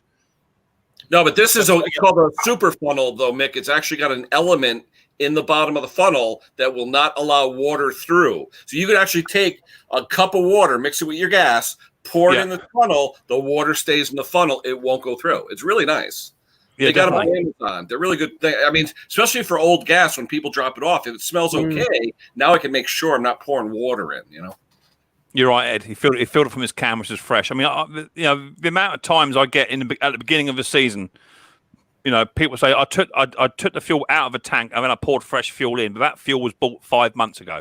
Yeah. You know, so you do see so much of that. But I think what Chris says, you know, I certainly am into that game. Put your finger in the fuel tank, have a little sniff, and if it smells anything like varnish, anything like that, then you know you're wasting your time. You can put a bit of fresh on top to try and bring it back, but nine times out of 10, it's done. So I recommend anything over 30 days, you should either discard it or mix it with fresh. But what I say to my customers is, in the UK, you mainly have 5 litres a gallon, and what I say is, instead of filling up to 5 litres, fill it up to 2.5 and just go to a petrol station more often rather than having 5 litres. Because otherwise, if it's a small lawn, generally people cut their grass over here once a fortnight. By the time you get to the end of the 5 litres, you could be looking at about 9 or 10 weeks. So that's what I do. I've sent you an email, Mick. Many thanks. Let me just check the email, mate, and I can tell who's doing what. Let me see if it's come up yet. Emails. It's not come up yet, buddy boy. There it goes. Yeah, Mark. There you go. Guess what? It's competition. So Mark has got the last bottle opener. So that's the last bottle opener gone. And if you'd be so kind to send me a sticker for my boy, yeah, definitely, mate. Not a problem. You're down in Somerset, are you? Fantastic. Right on, Mark. No problem. Let me just highlight that message. Otherwise, I'll delete it and then it'll be gone. So that's highlighted. Cool. So yeah, I'll send you little boy a sticker, mate. I'll tell you what, Mark. If you send me a photograph, if you would like to, you don't have to. Send me a sticker. Send me a photograph of your little boy with a sticker or where you put it, or whatever. Give us a thumbs up, and I'll show that as well if you're happy for me to do so. I had a gentleman. He won a sticker, and his boy was super chuffed, and the smile on his face was a mile long. It's lovely to see young kids enjoying themselves. So that's what it's all about. So unfortunately, that young fella that tried coming in the stream earlier on, he's just too young. He can't come up here. But it's what it is. 3 months old, run sweet. it ran okay. Unfortunately, you know yourself, Ali, that if you're dealing with fuel, anything to do with fuel inside cars, especially carburetors, your fuel's got to be tip top. Otherwise, it'll play up. Partners in the house. How you doing, partners? Not see you, mate. Thanks for popping on in. Cool. I'll tell you. Go on, Doug. I'm listening. My grass cutter, I've been using that ethanol fuel in it. That you buy at the gas station. Yeah. For 2 years, I've been using that ethanol fuel. Ain't had a minute problem with it. When that carburetor started messing up with me the other day, and I broke it down, the bowl was rusted inside. Blimey. Yeah. I cleaned it all up, and everything. But I've been running non-ethanol fuel that I can get here. So I'm going to see how that's going to work out. The problem is, Doug, you don't have another. Have you put another bowl on to test it or not? No. Okay, that's all right. That be the problem. If you've got another bulb, you can then test it. But generally, ethanol fuel. And I know you guys have problems with your fuel over there. We're heading in the same direction. Trust me, we're heading in the same direction. I think every country will be eventually. But it's what it is. So I'm a firm believer of keeping your fuel nice and clean. If you're gonna winterize stuff, make sure you winterize it correctly. Don't just take the fuel out the tank. You got to take the carburetor nut off as well. And drain the fuel right out of the bottom of the bowl, because all them little bowls, they all suffer right at the bottom, don't they? All the rust around it, that's where all it sits. So you got to take it out. Right, shall we have another guess what it is game? Yeah, why not? Why not? Okay. So the last key ring has gone until I order some more up, which will be next week now. I've got bottle opener. I've got key rings, stickers, or pens. There you go. I know that you got all yours, Ken. I thought I'd just send them over in one go because you was on fire the other week. So let me let me go and find another. Guess what it is? I've got to remember what they are to begin with. Let me go out of there.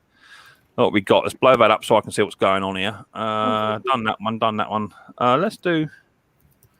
What should we have?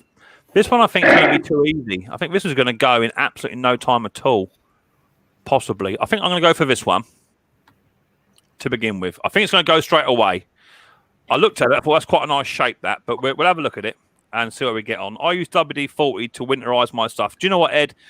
Some people would absolutely curse you for using that. And I get comments all the time about me using WD-40 because it's a water displacement fluid and what have you.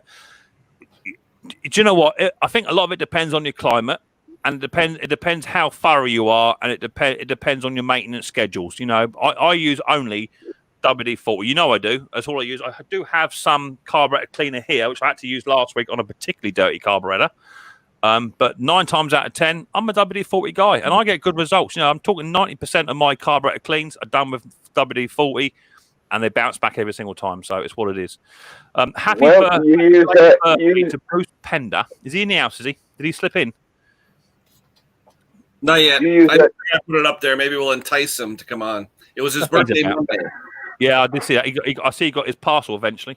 Right, here we go then. Heads down, bottoms up for a full house. Speaking of that, Mick, do you want that to come to rebuilt? I know we're all waiting to hear. No, I just want to get rid of it. I just don't want it in my shop. There's nothing wrong with it. In fact, it's a good carburetor. I just don't want it. I try and turn it away if I can. Pete uses WD-40 for his hip replacement. Yeah. Oh, Pete's getting some stick tonight. Right, here we go then. This might go in the first 5 seconds. Let's have a look. Share the screen. All you lot, go over there. That's it. Well done. And let's bring that one up. There you go.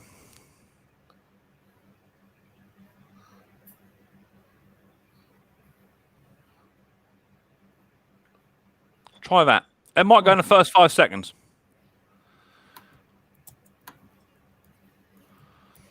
Clutch. A clutch. Good idea, Doug. A gas regulator. No. Gears. A horn. There you go. It's gone. It's gone already. No, it's gone. It's gone. I thought it would do. It's gone to John. Congratulations, John. I think you are the first person. I think. Double check. Yeah. Looks like, yeah. Yeah, I saw it. I tried not to, if I didn't get the springs in there, we might have done all right. But I've got to give you a bit of a clue, otherwise you'll be there all stuff in night, won't you? It's a 19 share the screen. Bomb. Do that. And then there you go. Yeah, there you go. Old microphone. Oh. So there you go. I did try and make it a bit sort of engine looking fire, but it's just the way it goes. You know, sometimes people are quite sharp on the old guess what it is. Yeah, I don't like making it too hard because people tend to lose track of it. What's this kind of blueberry muffins? I had 2 blueberry muffins around his house.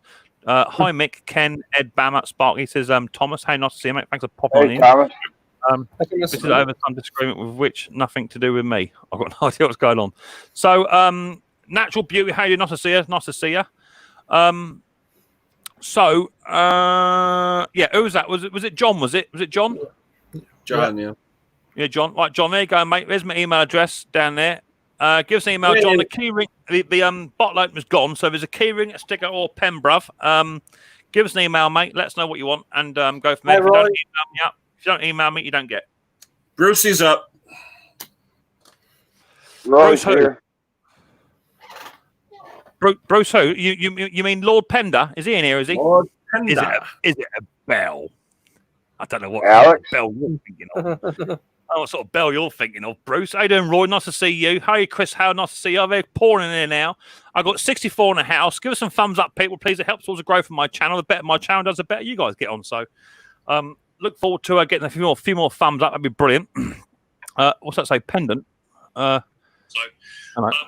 forward to getting a few more thumbs up. Someone's an amateur.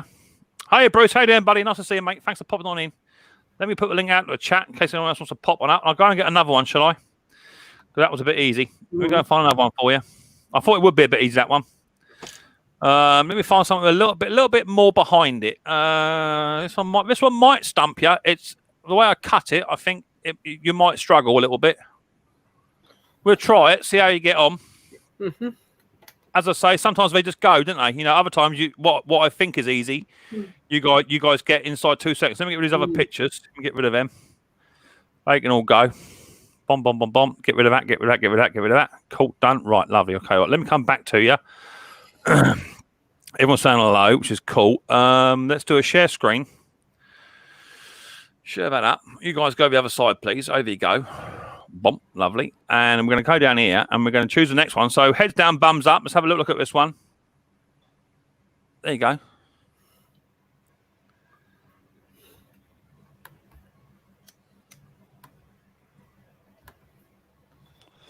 That might go very quick too. It's obvious to me what it is. Well, I've seen the full picture. Blimey. Have I stopped sharing it now? Yeah, back. Okay. Right, let me get my YouTube chat up. Right, hi Bruce. Hi all. If I can win a prize, yeah. Well, you got to be in it to win it, bruv, ain't you? You got to be in it to win it. Sorting somewhere for my tools. Is it my chat's frozen? I don't know. Oh, there it goes. So it's going now. Is it a chair? No. A rest? No. A fire gate? No. A chair? No. A piano chair? A 20-minute egg poacher? No. An old phone? A clothes washer? Here we go. We're off then. We're off and running. Let me put the link in the chat. A fire guard. Is it a chaise longue like a sofa? No, it ain't a chaise longue. Is it a fire guard? No, it ain't. Well, link's going into the chat for the old StreamYard. Feel free to come up and give it. Oh, it's gone. Oh, it's gone. Who was that? Typewriter. Yeah. Who was that? Typewriter. Oh, it's you again, brother. My lord, you're sharp-eyed. It's gone. It's gone. Pete was even talking to Mick about Roy said radio. No, it's gone. It was actually a typewriter. Let me go and find it. It is. I thought that'd be a bit difficult, that one, to be fair. I thought that might stump you just for a little while. Someone's coming in the chat. I'll find out who it is in a minute. Stay down in the base. I'm just trying. I'm elsewhere at the minute. I'm over here doing this. Bomb. There you go. That's what it was. There's a bit just said. Yeah, an old one. I tried not to get so many of these in, otherwise it would have really foxed it. But I've got to give you a bit of a clue. So there you go. So well done, Mark. Give me another email, buddy, and let me know what you want. You got a bottle opener, so you got a choice of a key ring, a sticker, or a pen. So let us know what you want. Links in the chat. Who's that down there? Let's have a little look ski. Ah, here it is. Have you been cutting wood today? You got that lumberjack look about you. I know what you're like for using chainsaws. So have you been cutting wood? So give me a yes. You've been cutting wood, or no? If you've been cutting wood. No, you haven't. Okay, well, I'll be coming. I know singing that lumberjack song. There he is. How you doing, Bruce? Nice to see you, buddy. Nice to see you. How you doing, my friend? There we go. I'm a lumberjack. It's nice to see you. How you doing, my old buddy? This is the Canadian tuxedo, except usually it's in denim. Canadian tuxedo. Whoa! Wait a minute. Have you got a mower attire black shirt underneath that vest, underneath that shirt going on? No, it's blue, I think, and it's actually for. It damn near passed as mower attire. I paid $30 for this T-shirt, and I got a case of beer. What that, Kruger? Kokanee. It's a British Columbia beer. Or as some people said, is that cocaine? And I said, no, that's Kokanee. Different. They put the emphasis on the wrong emphasis on the right syllable. Natural Beauty says, blimey, geezer, never seen one as old as that. Yeah, well, that's what it's about. So I try to get the vintage stuff up. The vintage stuff is what keeps it going. So, yeah. So I'm 34, never seen a typewriter. Well, that's what it is. I should try and get an Enigma. That would have really stuffed you. But it's what it is. That's what I thought. I remember that. Roy says, I've been cutting wood today. Cool. That's lovely. What you been on then? Sorry, Mick. Apologies. What are you apologising for? I missed something. I ain't got to apologise. It's cool. Give it away to someone who hasn't got it, Mix. I give loads of stuff away. You know I do. I always give loads of stuff away. I try to be a generous person where I can, and try to send stuff out. But bearing in mind, last week I sent about 8 or 9 parcels off. The week before was about 15 parcels off. The week before that was about 8 or 9 parcels off. So I'm doing about 8 or 9 parcels a week at the moment, give or take, plus other bits I'm sending all over the world and what have you. So, you know, I don't mind doing it. I'll tell you what, let me do that. I can do that for you. I can do it. I'll get a bit of paper. 7 weeks to Canada. Do you know what? Yeah. That's ridiculous. That is absolutely ridiculous, Bruce. But remember, if you guys think of the frontier, which is Montana, Idaho, I'm still 9 hours north of there. Really? It's crazy. Right. Crazy. So who would like a Micks Mowers pen? I'm going to write a number down between 1 and not between 1. Let's go between 50 and 120. I'll write a number down. You can't see what I'm doing, can you? No. 50 to 120. I'm going to write a number down. And there's my number. I've got my number written down. I'll put my number over here. All right, just there. So that there's no cheating. So there's a number. If you want a Micks Mowers pen, guess the number between 50 and 120. Do it throughout the stream, up to you. Oh my God, it's gone already. 83. Ed. He guessed my age.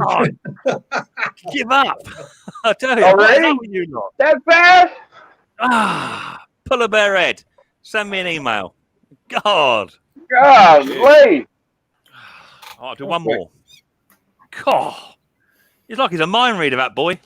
Ed, send me one up. All right, I'll do another one here. This time I'm going to do a letter. I'm going to do a letter out of the alphabet. Don't do nothing yet. I need to think one. If it goes up before I write it down, don't count. Let's think of one that's going to be quite confusing.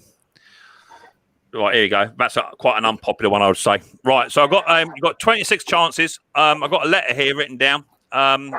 Guess the letter, and you get a free Micks Mowers pen. There you go. So there's to say I don't give stuff away. I'll give anything away to anyone if it benefits them or if it helps them out. Not a problem. Away you'll go. I'll keep an eye on that. So, Bruce, what have you been working on today, then, buddy? Anything good? A really cute little Honda 2500 watt generator. And, yeah, and it's not in the suitcase type. You know, I hate those. it's the frame type, and the owner said it's smoked. So I thought, oh, maybe it has too much oil. So I dumped a little oil into a margarine or butter container, put a little tiny bit on a rag, and I just lit it with a cigarette lighter, and it just it almost barked. Huh. There you go, Peter Kane. The one for you, buddy boy. You just won as well. There you go. Have a pen. Email me up, brother. Email me up. You can have a free pen as well. There's my email address just down below. Feel free to email me up.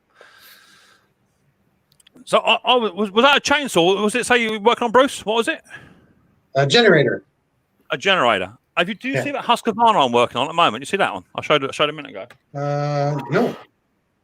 So I got a Husqvarna in. A bloke come in and see me. So I got two chainsaws, one Husky and one Steel. The Steel is a Steel 011 AV. Not sure what's up with that. But the Husky, he said, it starts, but as soon as you give it the beans, it just don't want to know. It's got one of those electronic carburetors on it. Yeah. So he said, "Can you have a look at it for me?" And he said, "What he wants is just to sell it, but obviously he can't sell it in a condition." So he offered it to me, and I was like, "Not really. I'll have it if it's running. It ain't running. I don't want to know, you know." So anyway, I said, "I'll whip the old carburetor off of it, and see what's going on." Well, that's what the chainsaw looks like, just to get the carburetor out the saw. Oh my God, gee whiz! You got to take all of that off, brother. That's kind of like that. That's kind of like that little John Deere one I was fighting with last. Blimey! And you can't get the little 8mm nut driver in just on the carburetor, but you can't sort of just bend the plastic. It won't let you do it because there's one screw behind the handle that holds the little plastic cover at the back, and you've got to take all the handle off first just to get to that one little tiny stupid screw. So it's no wonder it sort of takes you, 4 or 5 hours to break this stuff down. Gee whiz. That's mental. That was the letter. Laugh out loud. Did I miss something? I've been chatting away. I think. They're still playing. Who was it who won that? Say again. They're still playing. I think they're still playing. Yeah, some people are still playing. Congrats to the winners. I'm working on an old Honda E300 generator. Very nice sort of generator, Chris. They are. I've done the. I think I've done the 300. I've also done the 1000 as well. They're nice little generators. Them little Hondas. They can be a little bit delicate if you've got slightly large hands. I've got quite long hands. I'm all right. My hands aren't chunky, but I've got quite long hands. And sometimes them little generators, just to try and get in them little suitcase ones, you need to be the magician yourself, don't you? Hey, Ken. Oh, yeah. Are you all right, Ken?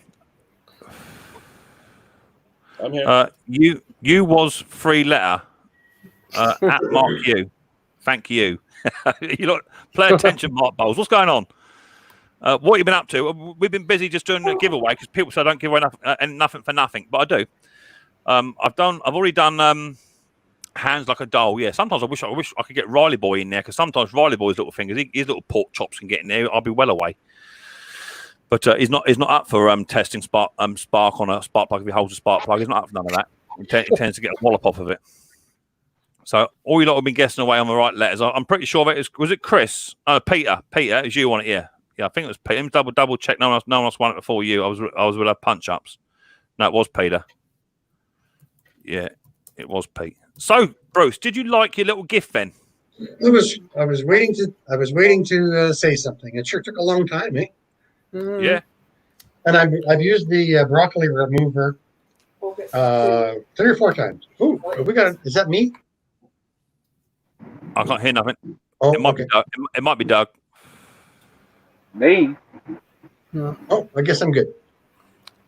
I'm just trying to get. I'm still trying to get the private chat over on, or to chat on the side of the comment thing. Are you still mucking with that, Bruce? Yeah, I got it up. It's on 2 separate screens, but I want to move it over into the StreamYard screen.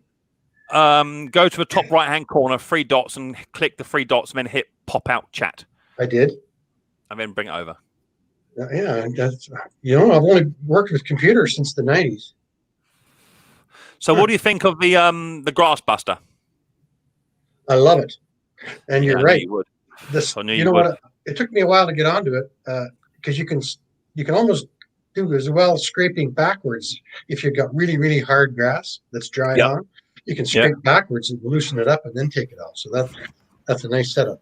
Yeah, no, definitely. It's do you know what? It's just nice. It's just nice bit of equipment. Oh, Gary, you didn't have to do that, bruv. You didn't have to do that. I sent that to you. Goodness of my heart. You didn't have to do that, buddy boy. Thanks for £10 super chat. Anyway, mate, much appreciated. I should put it towards Riley Boy's Kinder Egg Fund. He had 2 Kinder Eggs today from Pete Froud, so he's already had 2 tonight as it is. But Pete got told off by Riley today because Pete give Riley 2 Kinder Eggs, but they were the girl ones. So I think there's a little bit of pink paper or blue on the top of the Kinder Egg. So Pete bought him 2 Kinder Eggs, but they were girl toys. So he wasn't on top of Pete's best boy list today. Pete got told off. Damn, I dropped my lighter. So yeah, the Grass Buster's cool. I like that a lot. I use mine a lot. I need to get out the habit of just getting my air compressor and blowing it off in the shop because it just goes everywhere. I need to get in the habit of going outside and doing it, which I should do. Right. I'm just lazy. But a grass bust is quite cool because you can grass bust it and then you just scrape it into your bin where I sit on mine, scrape it in the bin and it's done. Well, and you got they get sharp over time though. They really get sharp. You got to watch. Yes. Oh, definitely. But I think you can do a bit of tinkering with your grinder just to get that done. But you're right. There's lots of tools that I've used over the years, and they tend to get a bit of an edge on them. You got to be a bit careful, didn't you? Just slit your wrist, without a doubt. What about your aluminium cable connectors? You like them, don't you? Yeah, I did have. By the time you and I talked, and by the time you sent me some, I had some. It's always a way. Yeah. We discussed about. I use the anvil. I use an anvil and flatten them with a small ball peen hammer instead of using the vise. Yeah, cool. As long as I have found, I've tried it both ways. I tried a pair of pliers, pair of grips, a pair of tin snips, pair of tile snippers. I tried all of that, and it works to a fashion. But I just find squeezing it 100% in the vise, it just does away with the issue, especially with the drive. Right. If you're connecting it up on the gearbox end. Which is where, in my opinion, the most pressure comes from out of all the cables is on the gearbox spring itself. As long as you measure it right, you can be on a bit of a winner and don't have no problems. I've found, but each to their own. I know that some people say just give them a bit of a squeeze up and they haven't had an issue, but I have had 1 or 2 that I've tested because you have to test it before it leaves the shop, and I've done a test about 30 times, and after about 15 goes it's come out. So I do tend to just squeeze it in the vise and it does away with all those issues. So right, that works for me. Hey Nick. Yes, Doug. I'm sitting here watching Natural Beauty video. She's very talented. Natural Beauty video. What's the video about? Scary. She's drawing a cartoon figure. She apparently draws a lot. Cool. She says, "Oh, thanks." She says, very talented. Very talented. She says, "Thank you very much, Doug." You're welcome. Well, not me. She said it, not me. To be fair, I can't draw for toffee, so I'm not in that. I can barely draw around a gasket. Who we got there? Thomas Andrews. How you doing, Thomas? Thomas, can you please put both hands in the air? Are you there or are you frozen? I can see an image. I don't know if you've been up before, Thomas. So, are you there, Thomas? Put both hands up in the air because you might just be a still image. She might be a hat. You just moved. Hands in the air and take the pipe in and out. Pipe. Oh, Thomas. Take your pipe out. Lovely. There, beautiful. All it is, Thomas, I need to double check it is you and not somebody else that's going to play games with me because I have seen you on other streams before, Thomas, and just want to double check it wasn't a porn bomber or something like that. Want to come in and have a bit of fun. Hey, Ken. All right. Thing is, it does happen. So you got to be so careful. I know that in Snobby's stream last night, he had a couple of people come into his chat last night, and but not they're being disgusting actually, and so you've got to be a bit careful. And I like to tenor, huh? Say again. Got yourself a tenor up there. Yeah, Scrap It Man Gary gave me a tenner. He gave me a tenner because I sent him a lawnmower Blade Boss. He asked he asked on a video if anyone had one. I had loads here, so I sent one over there, and he said, "I'll cover your postage." I said, "I don't know that. Just it's nothing." And he's done that, but he didn't have to do it. But it's nice when people do. I'm back. Just took the wife to work, so peaceful night, says Granddad's workshop. Cool, lovely. How are you then, Thomas? How are you? Good. Tired. Nev says, I've done a 1.5 cable join today. Vice is the answer. I truly believe it is. The good thing with it is that when you squeeze it in the vice, it doesn't crack. Snobby sent me some other ones. He sent me some stainless ones, which I think they used. I may be wrong. They used with fishing. Right. And they've got like a little tiny. They are still 1.5. But they've got like little tiny serrated teeth inside them. They are tiny. Good. But I think because they're stainless, I haven't tried it yet. I need to try. I've got loads in here. I haven't tried it yet. I've got a feeling that if you squeeze that in a vice, they're going to crack and snap. So I've got to try them out yet. But because they've got the serrated teeth inside there, but they may work quite well. So I've got to try them out at some point. Can I jump in? You can jump wherever you like, Bruce. I tried to solder one of those. Solder. Yeah. With the two cables, and it was squished, and I thought, I'll see if I can. And the little bracket, whatever you call it, melted. So it does have. It does have. Yeah, the do. It melted. So it's got some lead in. It's got some lead in it. I think. Correct me if I'm wrong. I think Roy. I think he. Squashed his and then soldered his before. I'm sure I've heard him say that before. I'm not very good of a soldering gun. That's the truth of it. I don't have the patience for it, and I don't have the steady hand of a. I was cheating and I used propane. If I'd have used a soldering iron, which only goes up to 250 degrees. I soldered all my life, right? The telecommunications relay racks, rows and rows and rows of soldering. But now I just bring out the torch, just like everybody else. Yeah, it's whatever works. I mean, I've been watching Double Wide 6, and I see that he did a cable fix where he actually was it him? I watched somebody else as well. Somebody else made a Donnie Boy poured them. Yeah, Donny Boy poured them. So did somebody else. He poured it in like a block of wood. He made like a. Yes. He drilled in this way, then drilled in this way, then chiseled out in between, and made his own Z bend, if you like. I've done that. I have done that myself. Yes. Yeah, I just find it easy. I've got loads down here, all old cable. I just cut about 6 inches off, bomb, and just keep that for joining. So that tends to work quite well for what I do. I actually tried that in aluminum. That's what I do. I do soldering as well. Right. The gas soldering. Oh, that's a gas one. I just threw my gas one away. you tried it with what, Bruce? I tried because aluminum and lead don't stick. I tried. What is it? Aluminum what? Aluminium. Oh, aluminium. And lead don't stick. I tried drilling lead into the shape on an aluminum bar, and then I put my cable into that hole, and I melted solder into my little Z shape in the aluminum. Yeah. And I was hoping that the lead would stick to the cable and not the aluminum, but it ended up being just a mess. But I thought the aluminum would make a nicer, more professional finish. Well, we all like to try. I try everything. You just. Oh, there you go. Ed says he just MIG welds his back together. Apparently. Actually, one little burst would probably do it. Yeah. I have seen double wide. I'm sure he just put a big blob of solder on the end of it, which worked quite well. Yeah. As I say, I broke the float in my ransom, which is a brass one, and I did try to solder that.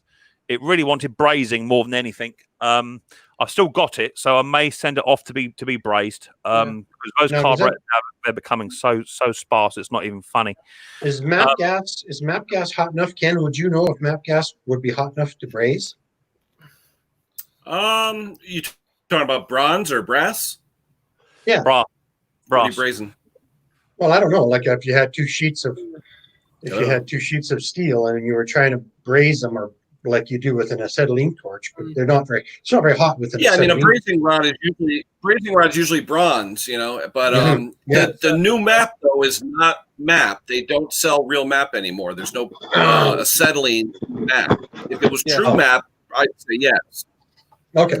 That bothered me. I tried it. I tried it, and I thought I was doing something wrong. I was trying it, and I wasn't getting anywhere with a yellow can. I wonder if that would work, Bruce. That's those aluminium brazing rods. The ones where you just now. Yeah. I just wonder. I might try that out because that's got to be heated to 450, which is the lowest that will actually melt. So you've got to heat up the two cables to 450, and then maybe that might be a way to go too because they're really cheap. I might try a bit of that maybe. And I've actually tried that aluminum stuff. I only bought a couple of rods, and it's really great until you change your mind, and then you go back with the heat, and it all falls off.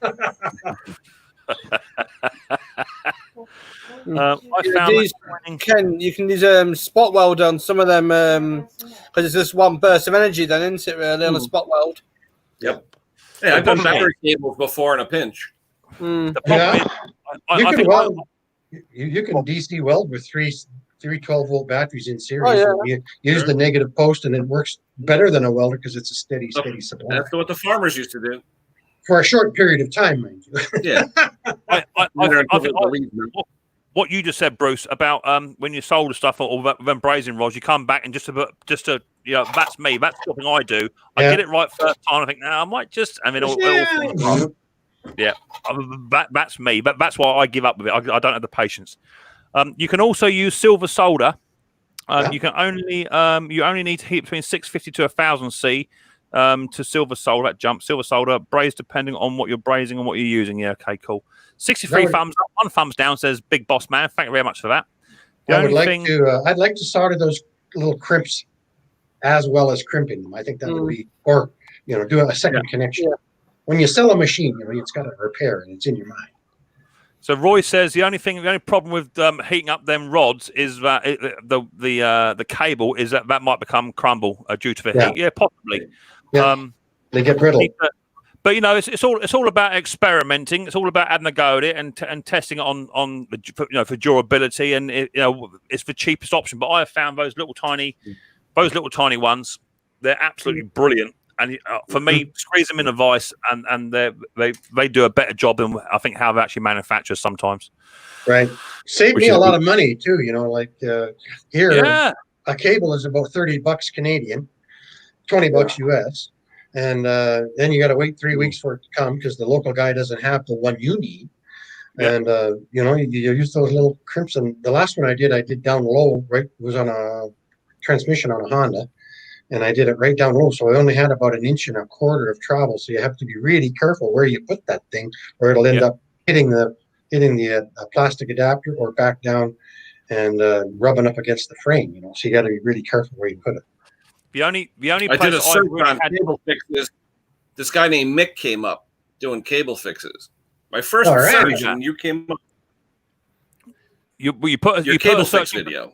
A cable fix, and I was top out of 5 million other people. Well, you can't get better than that. Yeah, and yours came up first. I didn't think it'd be long before he turned up. Double wide came up, but you came up right after him. No, Bob's not been back since he last popped in. I dare say he pops in as a little listen, but he's a busy man, same as everybody else. But one day I would love to get you two up here together. That'd be like the nemesis. Hello, Conker. Hello, Andrew. The nemesis. I'll tell you what I did find today. In one of my 2 seconds, Phil. I know you're down there, buddy. What I did find today. We talked about this before, and this is keyways. I had two this week, both keyway damages, and I'll tell you something. On that side there, there's not a very good picture. I understand that. Absolutely nothing on that face at all. Okay, turn it over, and there's not even a mark on there, okay? But literally, I can see a scratch. a scratch of where I assumed it was where it went, where you knock it into the crankshaft, right? And I tell you, that was the cause of the issue. And I put the calipers on it to see if there is a difference in it, and it's nothing. It's not come up at all. But they'll get knocked off to the side, and your timing's off. Oh, I'm telling you, it is the smallest, and it baffled. When I first took it out, I thought, no, that's all right, that's good. Put it back in, and same problem. And I was fighting with this little classic for about half an hour. It was just about to be chucked around the garden for 20 minutes, like it did. And there's just the smallest of scratch on there. I put a new keyway in, and away it went. I know. It happens, doesn't it? And I also had a Briggs one. Right, before I bring you up, I'm going to ask you two questions. The first question is, have you turned off your YouTube ready to come up? Conker's on the way. Oh, that's a thumbs up. The second question is, are you going to be quiet and let other people talk? No, okay, I'll become. There he is. Right. Good evening, brethren. How are we all? Good. Doing all right. Doing all right. Oh, Lord. Oh, dear. I've missed you so much last night, but I had to go out to dinner. He's gone already. I can't understand what he's saying. Chris Small Engine says for the most popular cables, Amazon is less than a week. It is, but the only problem with Amazon, it is also one of the top. It ain't less than a week here, boy. No, It's no. three Anybody weeks got here. Amazon less than a week? I have. It's Really? been a good week to week and a half. Yeah. Blimey. They didn't even tell you Prime. They give you a week now. They don't even say 2 to 3 days. They say a week. They can't guarantee it anymore. No, and if you happen to order from Wing Wang, that's up to 5 weeks now.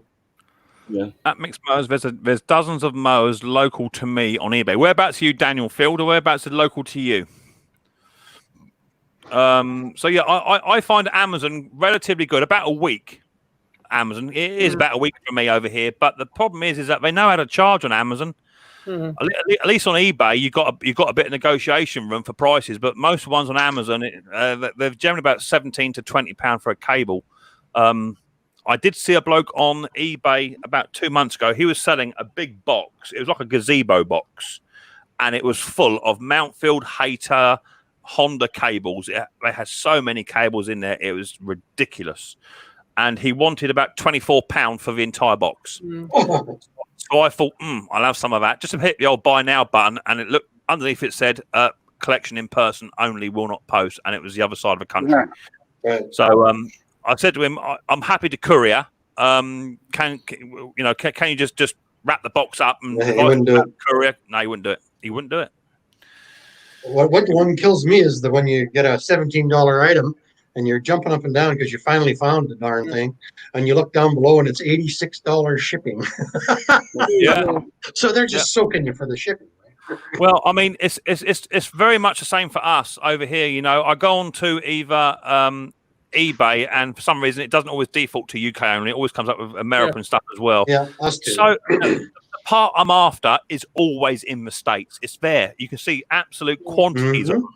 And it's like $14.99 or $14, brilliant, $87 shipping. What's the point in that? And I'm not going to do that. You know what I mean? It's absolutely ridiculous.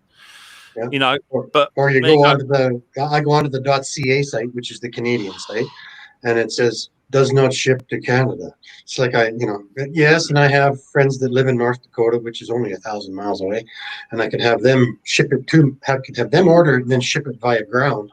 But then I might as well find another ground shipper. You know. Yeah. Nicky Walsh says missing parts in the post from China, and the payment was done 80 days ago. Do you know what? I don't lose faith. I bought a carburetor for a Briggs flathead 6 horsepower horizontal shaft for my rotavator. That took just over 3 months to get here. Just over 3 months. It's just around the M25 from you, Romford. Okay, that's not too shabby. But it's just such a shame that so many parts are so readily available, and it just takes so long. I mean, I was after a new seat for my workshop chair because it's broken. So I went onto eBay and I punched in bar stool replacement seat. Punch at him. Lowe's came up, and pretty much 98% of the seats I could get are all from China. All from China. Nothing being locally made in the UK. Nothing at all. Ridiculous. Yes. Yeah. But there you go. Roy says, what did Roy say? I bought something on Amazon yesterday for next day delivery, and it arrived today. It does happen. Sometimes the estimation is lower, but like I said, I bought this 2015 oil for Mel Ransom, and that took over a week, nearly a week and a half. Ridiculous. Right. Now, to our benefit, they're building one of those big Amazon centers that every city wants in their city, and we're getting one just at Calgary, which is 90 clicks, 120 kilometers away. So that should help. That should help. Well, if they're going to one in my town last week. Pardon me, Ken? They just finished one of those in my town. We had a warehouse about 1 million square feet, been vacant for 20 years. Now it's got Amazon on it. Blimey. So hopefully, a few people will work there too, eh? Yeah. Well, it may benefit you. And on a side note, Bruce, back to Campsy carburetor, you can keep it. It was sent with love. I don't want it back. It should actually be able to go straight on and work. It should work. Well, I was going to say, did you want me to rebuild it and send it back to you? Hell no. Now, somebody else commented on that video, on the opening video, that would have been fun to see one of those coily snakes pop out of there when I opened it. No, but that carburetor was sent with love and affection. You can keep that. Most of the stuff that I get around here is usually filthy. So thank you for sending it clean. Oh, it's clean, yeah. It should work. I'm now trying. I'm going to actually my next carburetor repair is going to be. I'm going to use that core and see if it works. Yeah, definitely. Yeah, give it a go. Definitely. It'll make part of the. Cleaning carburetors. How many thousands of carburetors have we all cleaned? Yeah, you got to make it interesting, and family rated. So what? So how is the verdict now in yet? I know you were doing a verdict test on me trying to convert you from the harsh liquid carburetor cleaner equivalent to the smooth, satisfying taste of WD-40. Is a verdict in? I actually cleaned the carburetor with WD-40 about a week and a half ago, and I don't like the way it resides in the carburetor after I spray. So you still have to blow it out, and it leaves a little bit of an off-colored residue. But that's just me. I should be using something a little bit that's less evasive on my body, because that carburetor spray is not good for you.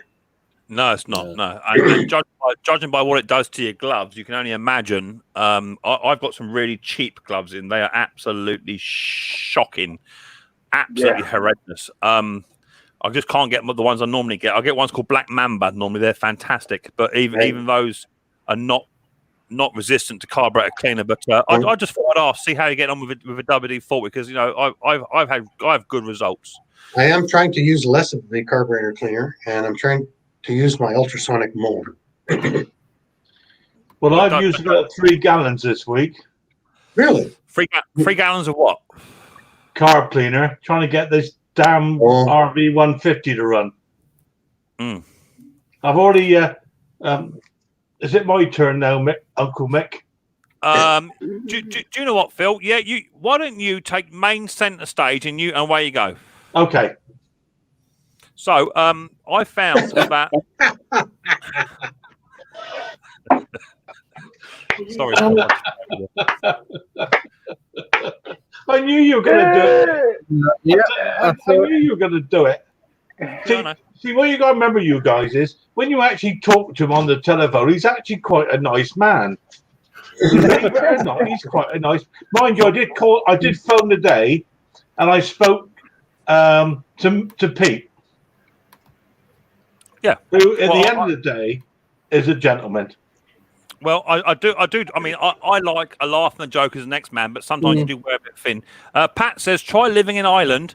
We can't get hold of it. Yeah, no. Ireland is absolutely shocking for stuff. Absolutely shocking. But and it costs a lot to post over there too for some reason. I know, if you think little parcels, you just put it on a plane and away you go. Anyway, Conk, yeah, what you doing then, Phil? How are you getting on with that RV1? Well, as you know, you and I discussed. I've got this RV 150 motor that revs its guts out. I'm looking at when it ticks over, it's about 3,500 revs. tick over. You then open it up and it does go then nuclear. Yeah. And for the life of me, honest to God, for the life of me, I cannot get the damn thing to run properly, even to tick over. And frankly, I've had tears this afternoon. I was in tears. Okay. Oh. Can I jump in? Yeah. I don't know what kind of a motor is it. Is it like a Honda clone? Yeah, no, nowhere near as good a build quality, Bruce. But it's not an overhead job. It's a flat job. Does it have an internal governor though? They come with. Go on, Phil. Where you go? Yeah, it works on the fan governor. Oh, you know, with the vane. And I actually, what I did this afternoon is I took the top off and started out with a drill, and I can see that the vane is not even moving. Oh, well, there you go. But you don't have the shroud over, so it might. Well, no, exactly, and I guess that does make a difference as well. Well, it should make a little bit of a difference before you cut in, Bruce. But like I said to you, when you sent me that video, that spring, the second spring, that looks a bit harsh to me. Yeah, on the choke. Looks a bit harsh, but that is also affecting because that goes on the other side of that horseshoe style clamp, which will affect the other spring.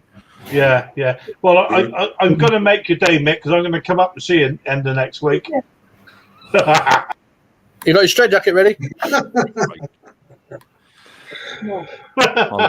look forward to that. I'm tearing. I tell you what, if I had any hair, I'd tear it out. Oh, I have got hair. So what were you going to say then, Bruce? What you were going to come up with a quick, easy, simple fix on how to fix that? I think it's got to be something to do with that flap on the governor. It's got to have something to do with that, letting that butterfly go wide open on the throttle. It's got to have something to do with that spring. Well, I had something very similar, and the vane, let's call it a wind vane. The vane on it, it snapped on Phil's one. It snapped right where it connects onto the carburetor linkage. I had one of mine snap like that, and I replaced it with another one. I think I put a Briggs one on mine, but I had to modify it slightly so that it would travel to and fro enough. But Phil's one looks like it has enough clearance. The only other thing that it could possibly be, Phil, is that somebody could have put a Briggs carburetor linkage onto that instead of an SV linkage. Yeah, I've actually changed the carb this afternoon, Mick. I had the FP, is it 160, whatever, the carb? Yeah, LHP, yeah. I had a spare one, and I played around with that and changed the jets and stuff because it was pretty manky. And the thing starts first time every time. It revs its guts out. And honestly, I mean, I put a rev counter on it, and the 3,200 for tick over. It's a bit OTT to say the least. You know? Well, I've just seen my Canadian friend. He moved like a whippet out of a box end because I know what he's going to go and show us because he got given a lovely new present. Are you going to show that, Bruce? Are you? The carburetor? No, Bruce got a brand new the tag. meter, didn't he? A taco, didn't you, Bruce? Yeah, I got. That's in the house.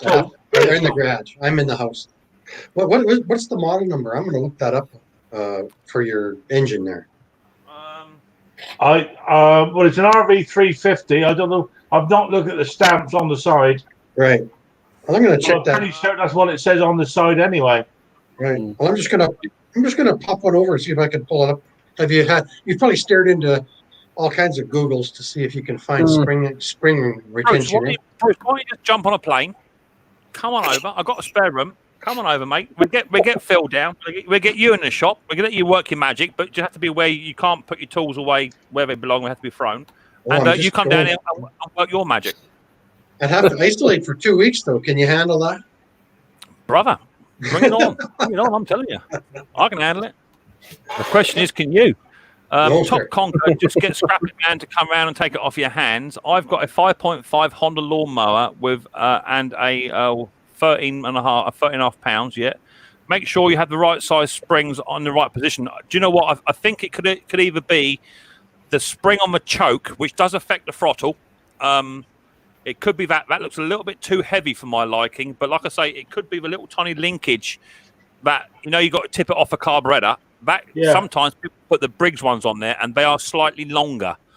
So it could be that possibly. The problem is, like we're talking about the crystal ball game, is that when anyone could have been in there, and normally you got cable ties holding stuff on, or you got freezer bag ties that are tying stuff back. You get all of that stuff. So if you want, Phil, my shed's always open. Bear in mind, the CCTV is always on. Feel free to come down, and we'll have a cup of coffee, and I can sit and watch you for 3 hours, make a right prat of yourself, and feel free to bring it down. That's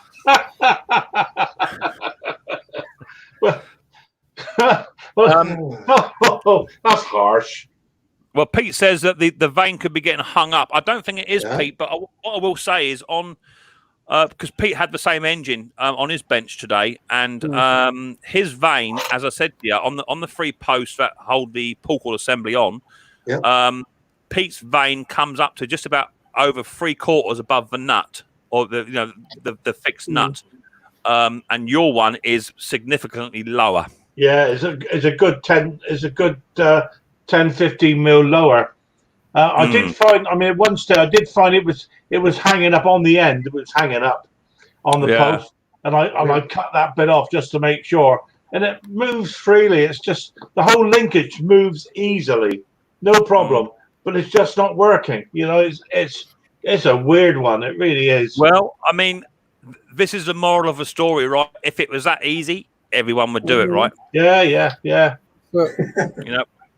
We all have engines that test our patience and do things do things for whatever reason. I got one here, still got it over here. I'm just not. I don't want to throw it away. The SV200 engine. There you go, Phil. Same as what you had, the SV200, and I've got a brand new carburetor underneath here. And this one used to rev that one's head off. Yeah. I'm not throwing it out. I need to get a new sump gasket for it. I'm convinced the engine is good, but for whatever reason, it is that one revs its head off, and I'm convinced it's either the carburetor or it's the long carburetor throttle rods. One of them, I think, one of them is incorrect. I don't think it belongs on there. Yeah, it's weird because you say you never know who's been in there playing. Exactly. And I know can you get another one? No, it came out of a hedge. I mean, literally, a guy that let me have it. He said, "Take it on." He said, "It was sat in the hedge." And I changed the deck. Was rocked away. Put a new deck. Well, I had another deck. I'll be right back. It's beating me. Yeah. Sorry, Bruce. I bored you. Thomas says my Toro is sitting, knocking and smoking. It's doing its pest control. Yeah. I've had a couple like that this year. Absolute smokers. In fact, I've got one at the moment. I can't even get the fire. I put a compression testing kit on it, and it's coming back at around about 65 to 70 psi, which is low, but it still pops, but it's still not quite having it. I'm not going to give up on it just yet. I'm going to have a little more look to it. But mine's only got about 60 psi on it, but it still runs. Yeah. The only thing I have found on mine, I took the valve cover off, and on my exhaust valve push rod, because the valves are really tight initially on both of them. So I've redone the valves to what I think it is. It's one of those Power Devil easy start pullover engines. So I'm not sure. I'm not even sure what the engine is. It's from China, but I set the valves to 4 and 6, which should give it a half a fighting chance. And I have noticed the push rod on the exhaust is sitting a lot lower than what it should do compared to the intake. I mean, there's so much play in it, and there's a bit of metal burn. You can actually see where it's been burning into the plate. So I think it is on its way terminal. So I think I may just put it in the sulking shed for a little while and see what happens to it. Sell it on eBay and say it was running fine last week. There's loads of them on there. Yeah. Buyer beware. Here we go. Bruce has now got the answer to it. Here we go. Go on, Bruce. No, I was looking on the other PC, and everything that comes up on that is Briggs and Stratton, spring. Yeah, it's not. Yeah, ain't a Briggs. Yeah, Ken will have it. Whatever happens. Ken will find it. There's the service manual. What's that for? The SV150. That's the SV200. That's a 200. Yeah, it's a 150. It's an not the RV same 150. like. Oh, I looked up RV. RV150, yeah. RV150 and RV150 and SV150 is exactly the same engine. Are they? Oh, I didn't realise. Same engine. The same company though, that GGP engines. Oh, I don't know who it is now. Have you tried I'm gonna see putting what a the 200 heavyweight? is like to see if it's any different. Oh, for the smoker, yeah, It's put okay, heavyweight oil in. JP. Hello, Dirt Rider.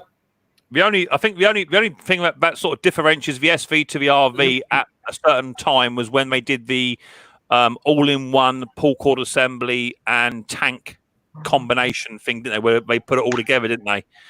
That's the only thing that sort of separated it up. Here comes Bruce. He's back.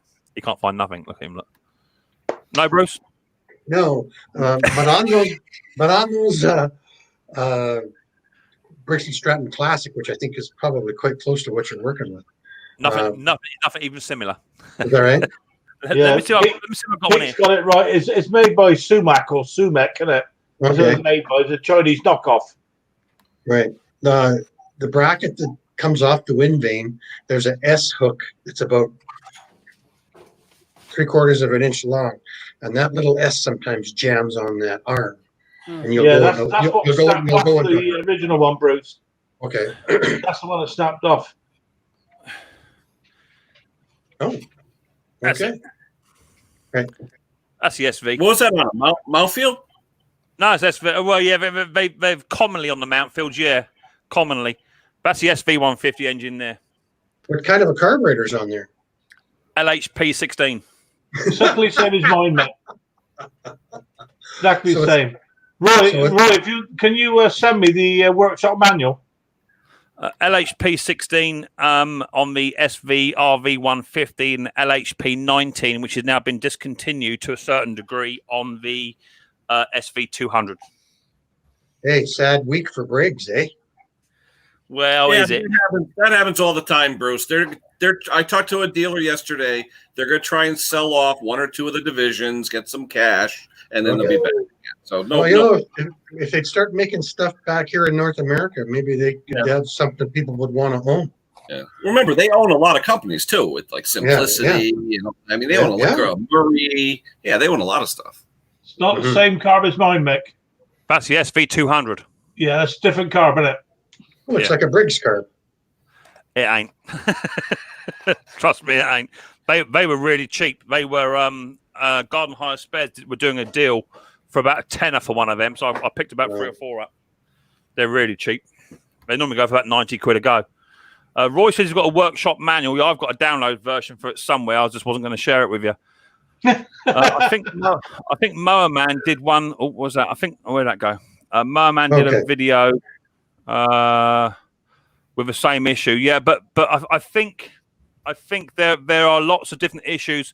What some people get confused with, and I know the Mower Man did a video on something similar, was where the engine was revving its head off, but that was on the one with the governor arm.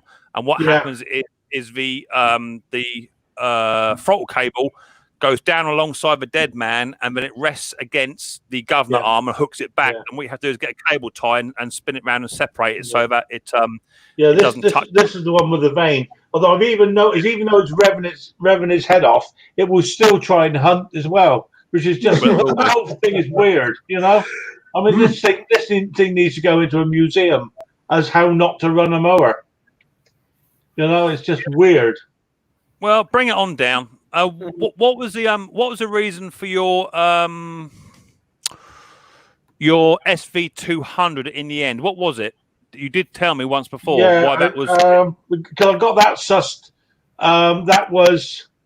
Hang on a minute, because that's just gone off. The customer picked it up yesterday. The coil, the coil. Whacked a new coil on there, and it's been perfect ever since. Yeah. And it was literally for the sake of a coil. But then sometimes it just is bruv. You know, you can't always wave this stuff up. It's just the way it goes. Well, you and I spent several hours on that one. As I said, it's just process of elimination come the end, wasn't it? Yeah, definitely. I mean, but then this is what it's about. I mean, it's like Ken was saying earlier on. Ken was saying that he had a customer bought in a mower, and the bloke went away with all the information that was required to fix it, and Ken was sat there with nothing to work with apart from a machine that had bad gas in it, you know. And I know that Jason Pate was saying just today on his stream that he had the same problem fixing a vehicle on the side of a road where all it was a person had run out of gas but parked the vehicle on an incline. So you know you got to start your diagnostic somewhere. I would definitely say it's not a fuel problem with regards to you getting fuel coming in. I suspect it to be the LHP 16 carburetor issue or linkage issue is what I would say it is. I don't think it's anything terminal inside, but then there's nothing wrong with having a little sneaky peek inside to see what's going on if you're prepared to take the engine off and take the pan off. Well, you know, if it'll run at 7,000 RPM, it's probably okay. Well, exactly. I mean, to be honest with you, the next place will be the dustbin. Yeah, well, you know what? I've given up on a couple. I gave up on a 4,000 watt generator here a couple of weeks ago, just because it threw a valve retainer and the valve dropped and hit the piston and the valve was bent, and then I saw the valve guide was broken and there were so many hours on the generator that the shroud was starting to crack around the bolt holes. I just gave up, and I know I could have got it running with a new head and valves and blah blah blah blah blah. But I just said, you know what, this thing's got so many hours on it, I just gave up on it. Yeah, Roy's asked me about the gasket. I'm presuming he's talking about the O-ring, because there's an O-ring on there and then two gaskets. The gasket on the carburetor, It could be all of those things, sucking too much air in, all that sort of good stuff. It could be anything like that, and but then you can use the carb spray or something burnable and spray it on your seams, and if it changes RPMs, you can that'll tell you if your gaskets are okay or not. Yeah. I must admit, I did try to start it this morning in the workshop, and I got some carpet down on the floor just to make life more comfortable, and I no longer have lumps of carpet on the floor. Oops. I now have sort of board carpet in places. It makes quite a sound when it sucks it in, doesn't it? It certainly did. Those are the times when you just wish he had a camera running. Do you know what I mean? Because those are the times when you know you have to learn how to edit. Panic sets in. I know. As I was saying earlier on at the beginning of the stream, I've sold Pete Froud's Ransom Marquis to a nice gentleman who lives up in Reading. Real nice fella. Really enjoyed his company today. He's had Land Rovers and had old Villiers motorbikes and knows his stuff and what have you. But when he rang me up to say about he was purchasing this lawnmower off of Pete that I had in here. I said, well, I'm 42 years old, and all I'm saying is when you release for drive to engage the drive, just be prepared to get a bit of a pace on, you know. And he said, well, I'm nearly twice your age. And I thought, what? So I think he's well into his 80s, and he's just bought this Ransom Marquis. So I've had to try and tell him that when you fire it up, I only have the throttle just level with the handle, because anything else he's going to be going. The motor's going to go down, and you just can't turn the Ransoms off. It doesn't work like that. And I've got visions of this really nice gentleman going down the garden like something out of a Benny Hill show. But hopefully I've prepped him. So what you're saying, Phil, when you fire stuff up and it sucks your carpet up, I can sympathise with you. I always remember I got out of a self-drive mower for Mrs. H, and I started up. She's behind me. She'll tell you. She pulled the lever in on the self-drive and went straight in the water butt. And I never used it again. I had this nice old gentleman. He actually came from up near where Pete lives as well. He came from Basingstoke, and I had a Honda Lawn Flight Pro 533 in, which had the rotor clutch one, Bruce. You know, like the old-fashioned Hondas with the rotor clutch and what have you. Had one of those. But it was quite a perky old mower, and you had, because it was knocking on in age, you had to really give it some revs for it to kick the rotor clutch in, because it was starting to show its age. Anyway, he was very hoity-toity, this fella. He turned up. He darned me. Actually, drove through my front door. Actually, when he turned up, nearly hit my front door, and he got out with these what are those trousers that the older gentlemen wear when they're going bowls and whatever? What they called them cream style trousers? What they called? Conchino, come on. No, not Pilchard donut. You know, chino style trousers. You know, that sort of thing.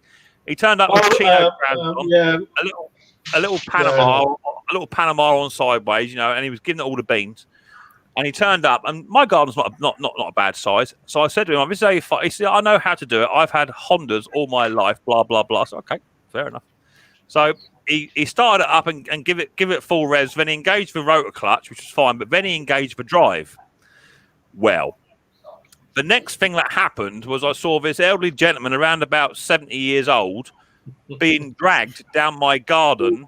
The lawnmower had tipped up and was like a Catherine wheel, and it was dragging him all the entire length of my lawn. I said, "Just let go." So he let go of it, and the rotor clutch stopped spinning, but the mower kept going. So the lawnmower was safe. And by the time he got up, he had grass from his forehead all the way down to his socks. I bet you didn't laugh, did you, mate? I darn near sawed myself, I tell you. Absolutely hilarious.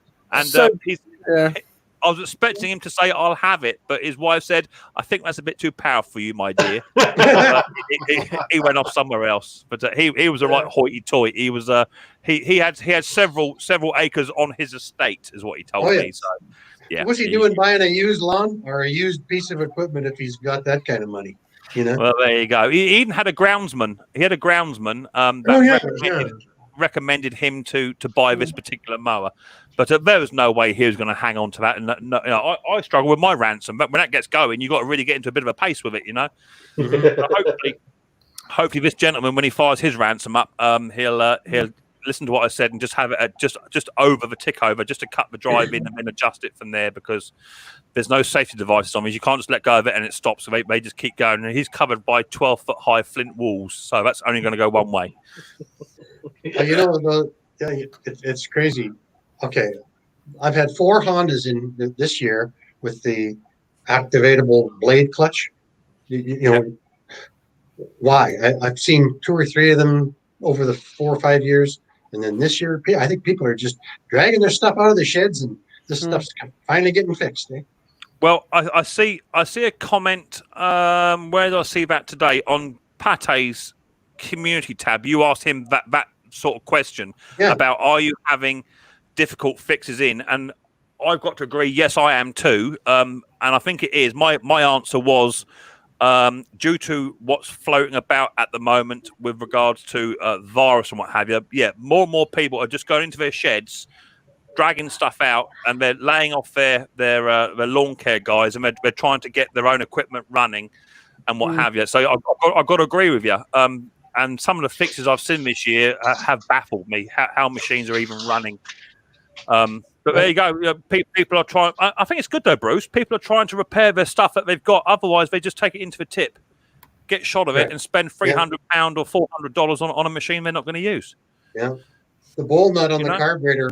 The bowl nut on the carburetor. You could not see the shape of the edges. I had to use a new set of vice grips, that bowl nut off there. And then I thought, boy, this is the start, you know. That was it. The blade was on upside down, so that when you push the clutch, it would stall the engine. It wouldn't turn. You know, it was like one of those. Like Right, let me.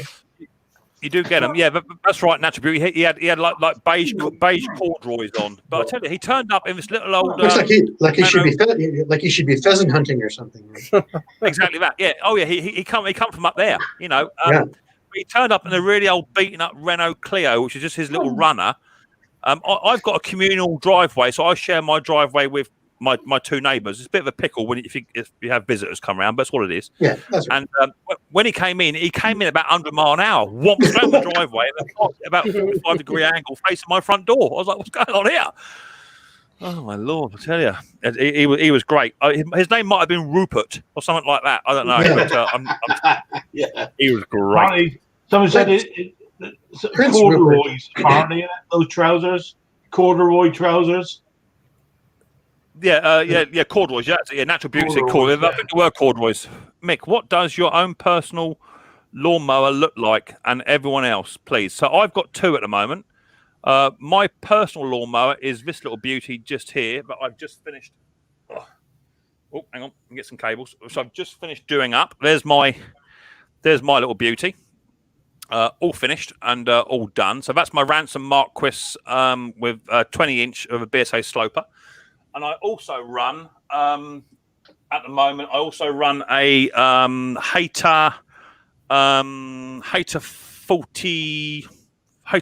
48 Pro as well, which is what I currently use. Which is a nice mower, but the only problem with the haters is they don't, especially the older ones, they don't like cutting when the grass is slightly moist. Hondas are better at that, but yeah, definitely not the hater. What are you running, Bruce? What's your preference for mower choice at the moment? Well, I ran at Tecumseh for 27 years on my double lot, but we won't talk about that. But right now, not talking about that. Yeah, swear words. It don't matter if you are the mower god. You're not coming up here swearing, Bruce. I'm telling you. right now I've got a Honda GCB 160 on a Craftsman frame, and I got that little Homelite aluminum frame stiff-handled mower that I use for when it's rough, like behind the fence in the alley or that kind of thing, where I really need to sometimes pull up a wheel to get over something, and there's no give in the handles, and the whole case is aluminum. I think the whole thing weighs about 4 pounds. Like, it's really light. 6 pounds. Yeah, nice. And I painted that. I did a video on that. I painted that one bright red. What was the reason for that? So you wouldn't lose it in the snow? Well, it was so beat up that I think it was red before I got it. So what are you running, Phil? I'm guessing it's not an SV150. No, it's a wife. She does it. I have no idea. So you're only being brave. You're only being brave because she's not there. So I know what's going on there. Taking the dogs out, mate. So I'll get away with it. It's green. Yeah, it's a green one. It's called what? A green one. I don't know.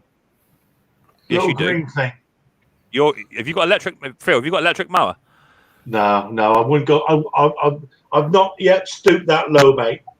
Look at me. Have you got an electric mower? No, you have. Look at you. I haven't. No. I do my bit though, Mick. I put petrol in there for her. What, an electric one? That's probably why it ain't working. Mrs. P cuts the lawn too. I feel like Jonas sometimes. Everything I touch, my Mrs. P does cut the lawn, but unfortunately, the Hater 48 I've got doesn't have the variable drive speed. So, I mean, Mrs. P's only about 4 foot tall. My Mrs. P, and she's quite dainty. And when she engages the drive, I normally see out the workshop. I normally see Mrs. P and then Nana holding Mrs. P back by the drawstrings, and they're sitting there fighting with this mower. I just say, just let go of the machine. Any problems, just let go of it. And what she now does is she go up the top of the garden. She get to the end and she just let go of it.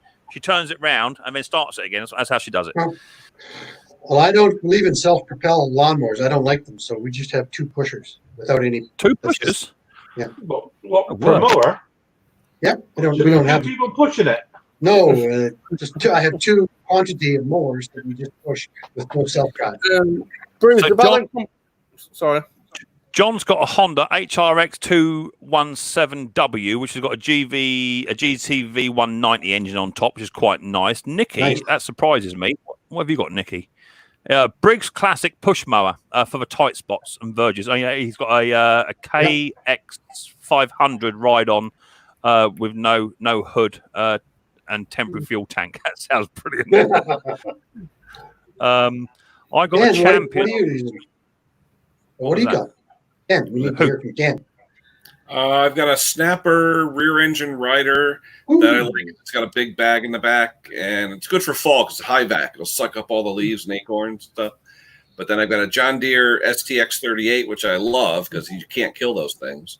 But 90% of the time, I have a customer tractor in for something, so I use it. Seriously, 3 out of 4 times a month. You got to test them. Yeah, exactly that. You've got to test them up, and there's no better way of testing it than actually using it as you go. Scotty's got a little Champion with a Briggs 35 on it. I'm surprised you've not got your classic, your vintage one running yet. Neil F is running with a Honda HRX 476. Do you know what? They're a lovely machine. They got the integrated roller system on the back, Bruce and Ken, for striping. It's nice when your customer asks you how's it cut, and you just point to your lawn.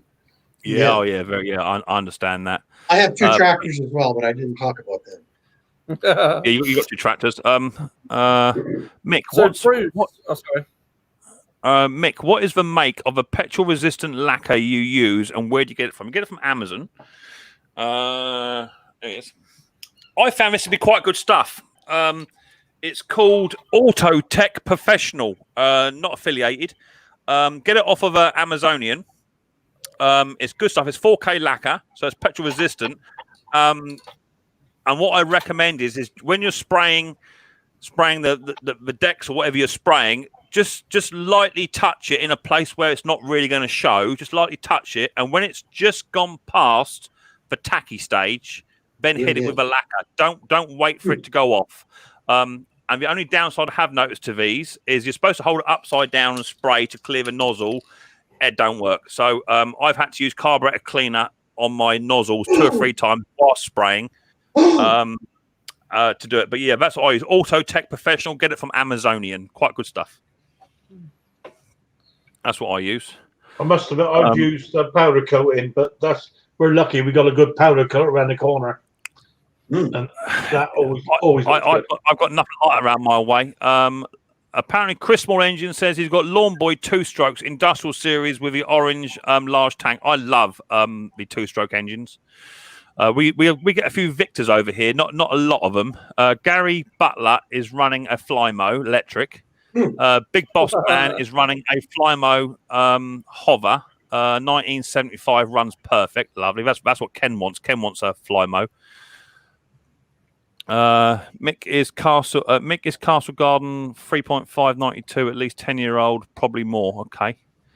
Love the smell of 2-stroke. Yeah, nothing better. I can use 2-stroke smell as like a eau de toilette. When you're going out on a posh day. I'll be honest, Mick. I did notice when I came up. Mate, you got to come down here yet, bruv. I know what'll happen. I'm not laughing. You'll come down here and you'll be, Mick, I'm so sorry. I didn't mean to. I'm like, yeah, get in here. No, I won't. John Trotter says, Honda Izzy, but maintain 2 haters, 21s for our scout group. The Honda Izzy's a really nice little machine, but they just rust. They rust.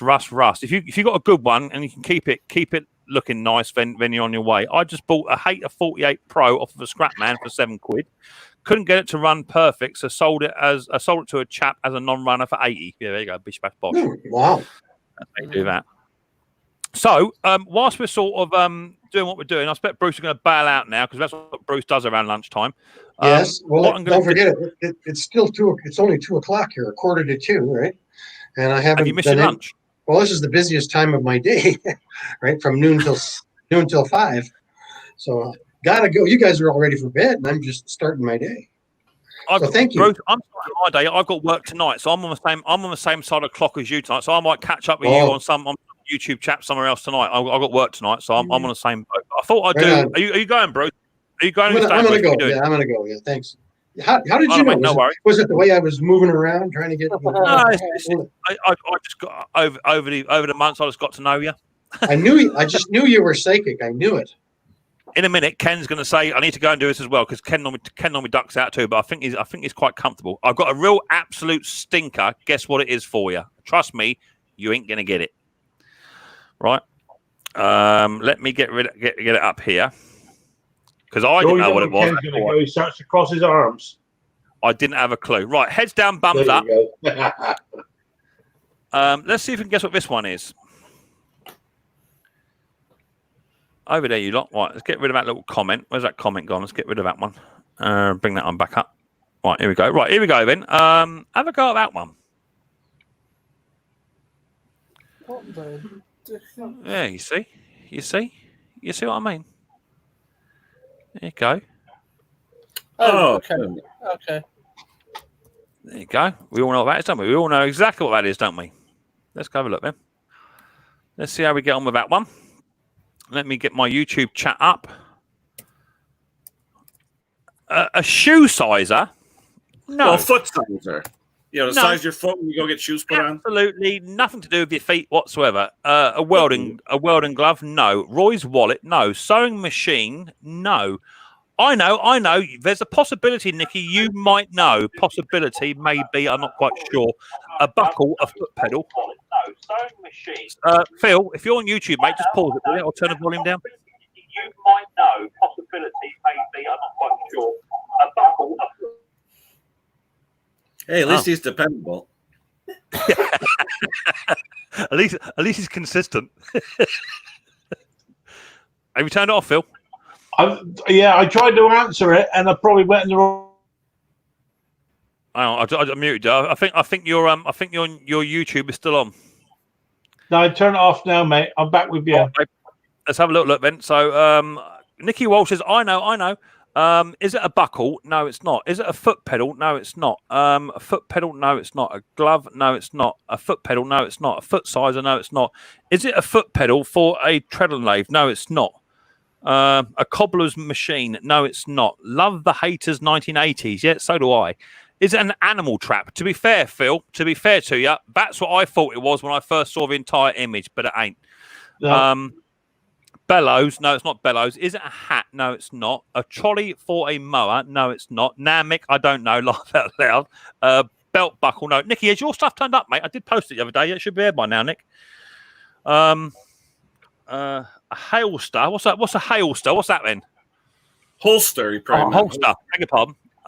No, it's not. Hey, no. Nick, is that something where even if we saw it full size, we still wouldn't get it? Do you know what? Yeah. I was like, really? To be fair, when you see it, I think you're going to, when you see the whole image, I think for those of you that don't know what it is or don't guess what it is, you may think it's something to do with horses, which I thought it was at first, but it's not. Holster, no. Belt strap, a gas pedal, no. A potato masher, no, it ain't one of them neither. Do you want to see it again? It is quite difficult. We do this one for the last giveaway.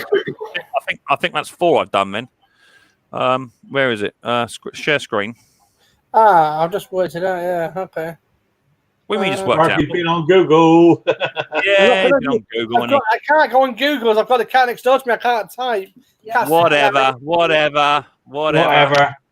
I can't get typing, so. There's a writing on there. I don't know if you can see that writing. I don't know. Okay. Oh, wait a minute. I don't know if I'm going to spell it right. I don't think you will. I don't think you'll. I didn't have a blinking clue when I first see it. Where's my YouTube chat gone? I think it's a foot pedal for a bass drum. Well, I think you're wrong. That's a negative on the post. It's been posted, mate. I saw it go airmail, so it'll be a little while, mate. I expect Ireland takes about a week and a half, depending on when the plane. Mind you, there's no planes going out, is there, from our way? I know that Southampton's actually closed off, so I might have to go to Gatwick maybe, so it might take a bit longer. Normally it goes from Southampton. Right, here you go. Is it a... let's have a go down here. Is it a belt strap? No. A gas pedal? No. Potato masher? No. Mask? No. A sharpener? No. Negative on the postage. A bike pedal? No. Is it made of steel? Yeah, definitely made of some kind of steel, without a doubt. Yeah, without a doubt. Red rum? No, it's not. Google man? No. No, Jason. Carpet stretcher? No. Something to do with farming? Yes, Scotty boy. It is something to do with farming. Foot pump, says Roy. No. A rat trap? No. A gate hinge? Nope. Antique hinge? No. Floorboard tool? No. Is it? It runs on a cable. It runs on a cable. Do you know what? I'm going to say yes, it does to a degree. It does run on a cable. Antique poached egg maker? No, it's not. A lorry strap tensioner? No, it's not. So there you go, Sparky. Just because you thought you were up to the right thing by googling it, don't give me all of that. I ain't googled anything. I've got the Google open. A roof remover, no. A post tensioner, no. A corn huckler. What's that? What is that, Ken? To take the husk off the corn. No. But you're quite close. A hay binder. What do you mean, Roy, by hay binder? What do you mean by that, please? Tell me exactly what you mean, Roy, because you're quite close. A grinding wheel, a sheep shearer's switch. No, it's not. A fence wire tensioner. No. A potato peeler. No. For 20 minutes. No. So far, we've got Scotty says, is it for farming? Yes, it is. I've got a few people that are quite close. Quite close. I need you to elaborate, Roy, please. It binds the hay together. Do you know what, Roy? Yeah, I'm going to give it to you, Roy, because it sort of is in that very right sort of area. It is actually part of a farming device. This is like a D-shackle pulley. Okay, and it goes on to a device. Well, let me blow other pictures up and it become more and more self-explanatory. Let me blow that picture up.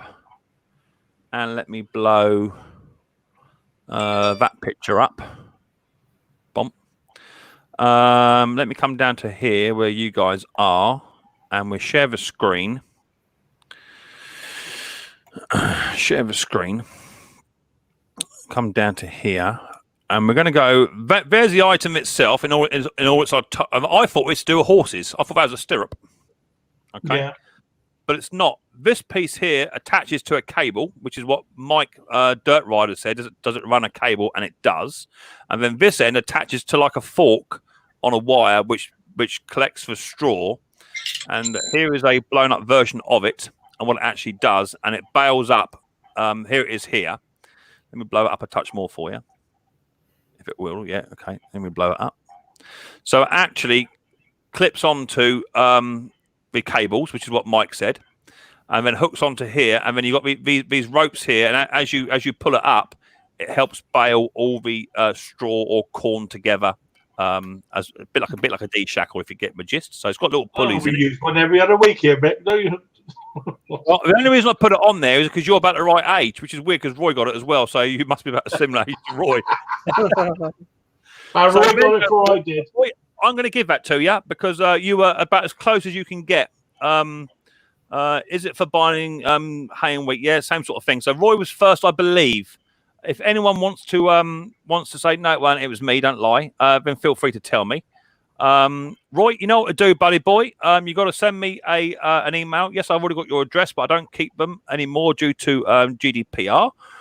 Email address down below, Roy. I need you to email me to let me know what you want, and I'll get it in the post and off to you. Someone give me 2 comments there, which is cool. Apparently, Roy says he's younger. The pyramids engagement. I don't know what's actually called, but I thought that'd be quite a good one. That one, a twine tensioner could be. It was for helping bale straw and hay together. I guess you put the ropes underneath it, and as you lift it up, it bundles it all up. I'm guessing that's what it is. But it was funny how Sparky got really quite close with it at first because he was obviously on Google. Joe, was he on Google? No. Yeah, you see, that's what it is. Sparky's paying Joe to say no, or he's doing that. Oh, awesome. He's doing that. I'll tell you. Honestly. Man's here. I'm just trying to. I've got the cat to look after at the moment. Not 100%. So I'm trying to keep an eye on her. Okay, all right. Well, I'm just saying. You come sort of left field there, Sparky. I was wondering what was going on. You know what I mean? Well, it's some tension device, like I said, but doesn't matter. Like I said, it's a good game, that one. That's a good one, that one. Well, I try. The thing is, it's so difficult because doing the guess what it is, you've got to give people a clue. But sometimes, it's like Ed, didn't it? I said pick a number between 1 or whatever, and he was the first person to guess the right number. So it's so hard to get this going. So what I will say is, if anyone has an implement, a tool, it can be a household object for all I care. feel free to email me up, okay, with a photograph of it in its entirety. I will snip it so that we can use it for the Guess What It Is game. At the moment, for about the past 2 weeks, I've had no one send stuff in apart from one person did from America, but I think it's going to be too easy. It's got to be something that, you know, it's got to get the grey matter working. Otherwise, I'm just going to be, you know, I try and do 3 or 4 live streams. That gives me 3 or 4 parcels. Otherwise, you know, I end up giving away about 15 bits of kit, and then I've got a lot of work to do. So hopefully tomorrow I'll get all these sent up and get these posts off. So give us an email, Roy. There's an email address there. And if anyone else has got a photograph of an old tool or something that's quite unique that you think they're going to struggle with, it can be a household object or anything at all. Feel free just to email me out a picture of it, and in the email let me know exactly what it is, because what I don't want to do is put the picture up and someone say, no, it's not. That's not for that. It's for this. To do that. And also let me know, send me some photographs of what you're working on at the moment, or if you're doing any restores or anything like that, feel free to send me some before and afters and what have you. And feel free to do that. That way I can always try and fill the stream up with a bit more stuff rather than me just yakking, because it gets a bit boring otherwise. And it is difficult being up here trying to keep chat going until Phil turns up. And once Phil turns up, we're away. See? You know what I mean? Do my best, my boy. Yeah, tell me. So when are you coming up? Probably Friday. Is that all right? Yeah, it should be all right. I'll let you know Thursday. Yeah, all right, because Annie's not working on Friday, so I got the house to myself. I come on up. Yeah, cheers, Roy. I'll let us know. Yeah. And I'll let you know Thursday, because I'm working this week night. So yeah, it might be about 1 o'clock is good for me. But only problem is 1 o'clock don't give you a lot of time for me to work on it. That's a problem, isn't it? Yeah, because it's you know, the worst come to the worst, I'm going to set fire to the damn thing. I don't do that. I'm sure we can sort something out. I'm sure we can sort something out. Roy, did you get your say again? The governor job on the 150? Yeah, you're gonna bring it down. Phil went a million miles from me, despite the fact he talks a different language. He's not a million miles away from me, so we might be able to do something with it. Roy, did your bottle opener turn up, mate? Just out of curiosity, because yours was sent as well the other day. I think I sent about 15 parcels off. Nikki Walsh says, I've got a good object to send you after the stream. Email me up, mate. You've got my email address. If you can't find my email address, you'll find it on me banner or on my about page. It's always in there, so feel free to do that. Roy's collecting. Thank you. Yeah, I've got a Mine turned up as well. Thank you. Yeah. Did you get yours? Did you get yours, Sparky? Yeah, I did. I did say the other day to you. Oh, did you? Yeah. Good lad. And the calendar. All the neighbours are like the calendar.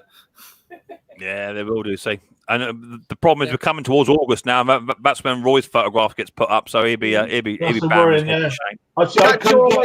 you ever so much, Mick, for a good stream. I'm going to go shoot up all those cat outs. You're welcome, mate. No worries. You're welcome, buddy. Kenzie, everyone. All right. It's been good having you. Sparky, yeah. I would have liked you sent your photograph, Mick, to be honest with me, but trouble is I frighten the horses, so I got to be careful.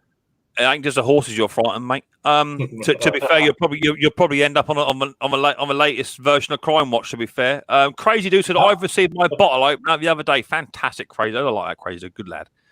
Pink says I got my key ring. Thank you very much, love you. Just send me an email when you get it or whatever, so just so I know. Otherwise, I find that people don't send it. I don't know if they got it or not. So feel free to send me a photograph of you with it, or whatever. If you want to do, put it on your toolbox, whatever. Feel free. I can put that on the stream as well. I just try and keep the stream running best I can. I'm always open to ideas. Someone sent me an email the other day actually to say they watched my come across my channel and got some ideas of videos they'd like me to do. So that'll be good. Hi Clive, how you doing? You're just coming to the tail end of it, mate. We're just about to tie up for the night. Next video up will probably be a ransom Marquis video, because I've got 2 or 3 of them to get out, because now my ransom's now done and running as it should do. Do you want me to fire it up for you quick? Do you want to hear it start for the first time? Yeah, go on. All right, hang on. Let me get rid of that. I've got a Victor Edger, by the way. I'm going to do up in a minute. Yeah, nice. Hang on. It's like a free will thing. Now, will it start first, Paul? That's the question. I doubt it. It probably won't even bloody start at all now. Poxy thing. Beautiful looking creature. Yeah, it's nice.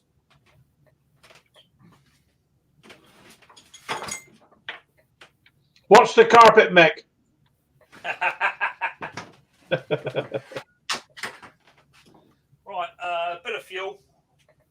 No choke.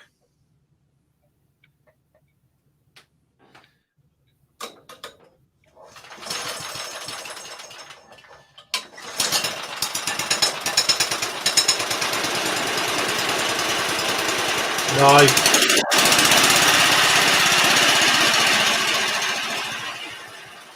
Very nice.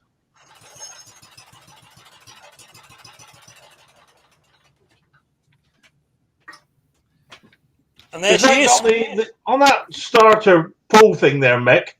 Yeah. Is that run on a shaft? It spins on the shaft. The actual pulley.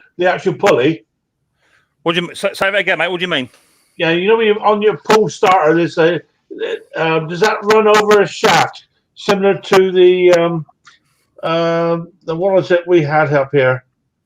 We had that Briggs and Stratton thingy. Apparently, they can squeak a bit when they get dry. Yeah, can do. They've got a bearing inside the clutch plate, inside the drive shaft, which you have to pack with grease. Yeah, definitely. Yeah, well, some of the same to put in their automatic gearbox oil. I just punched in there high temperature grease. That's what I did. Yeah, it seemed to be quite well. Mick, you need to do a video with Top Conker on Friday. Yeah, definitely. I'll just put the GoPro up and just have it running. You should be proud of that, Mick. I am very proud of it. Unfortunately, someone did offer to buy it off me. It's actually the gentleman actually bought Pete's off of him. I showed him my one. He said, "That's really nice. How much would you take for that?"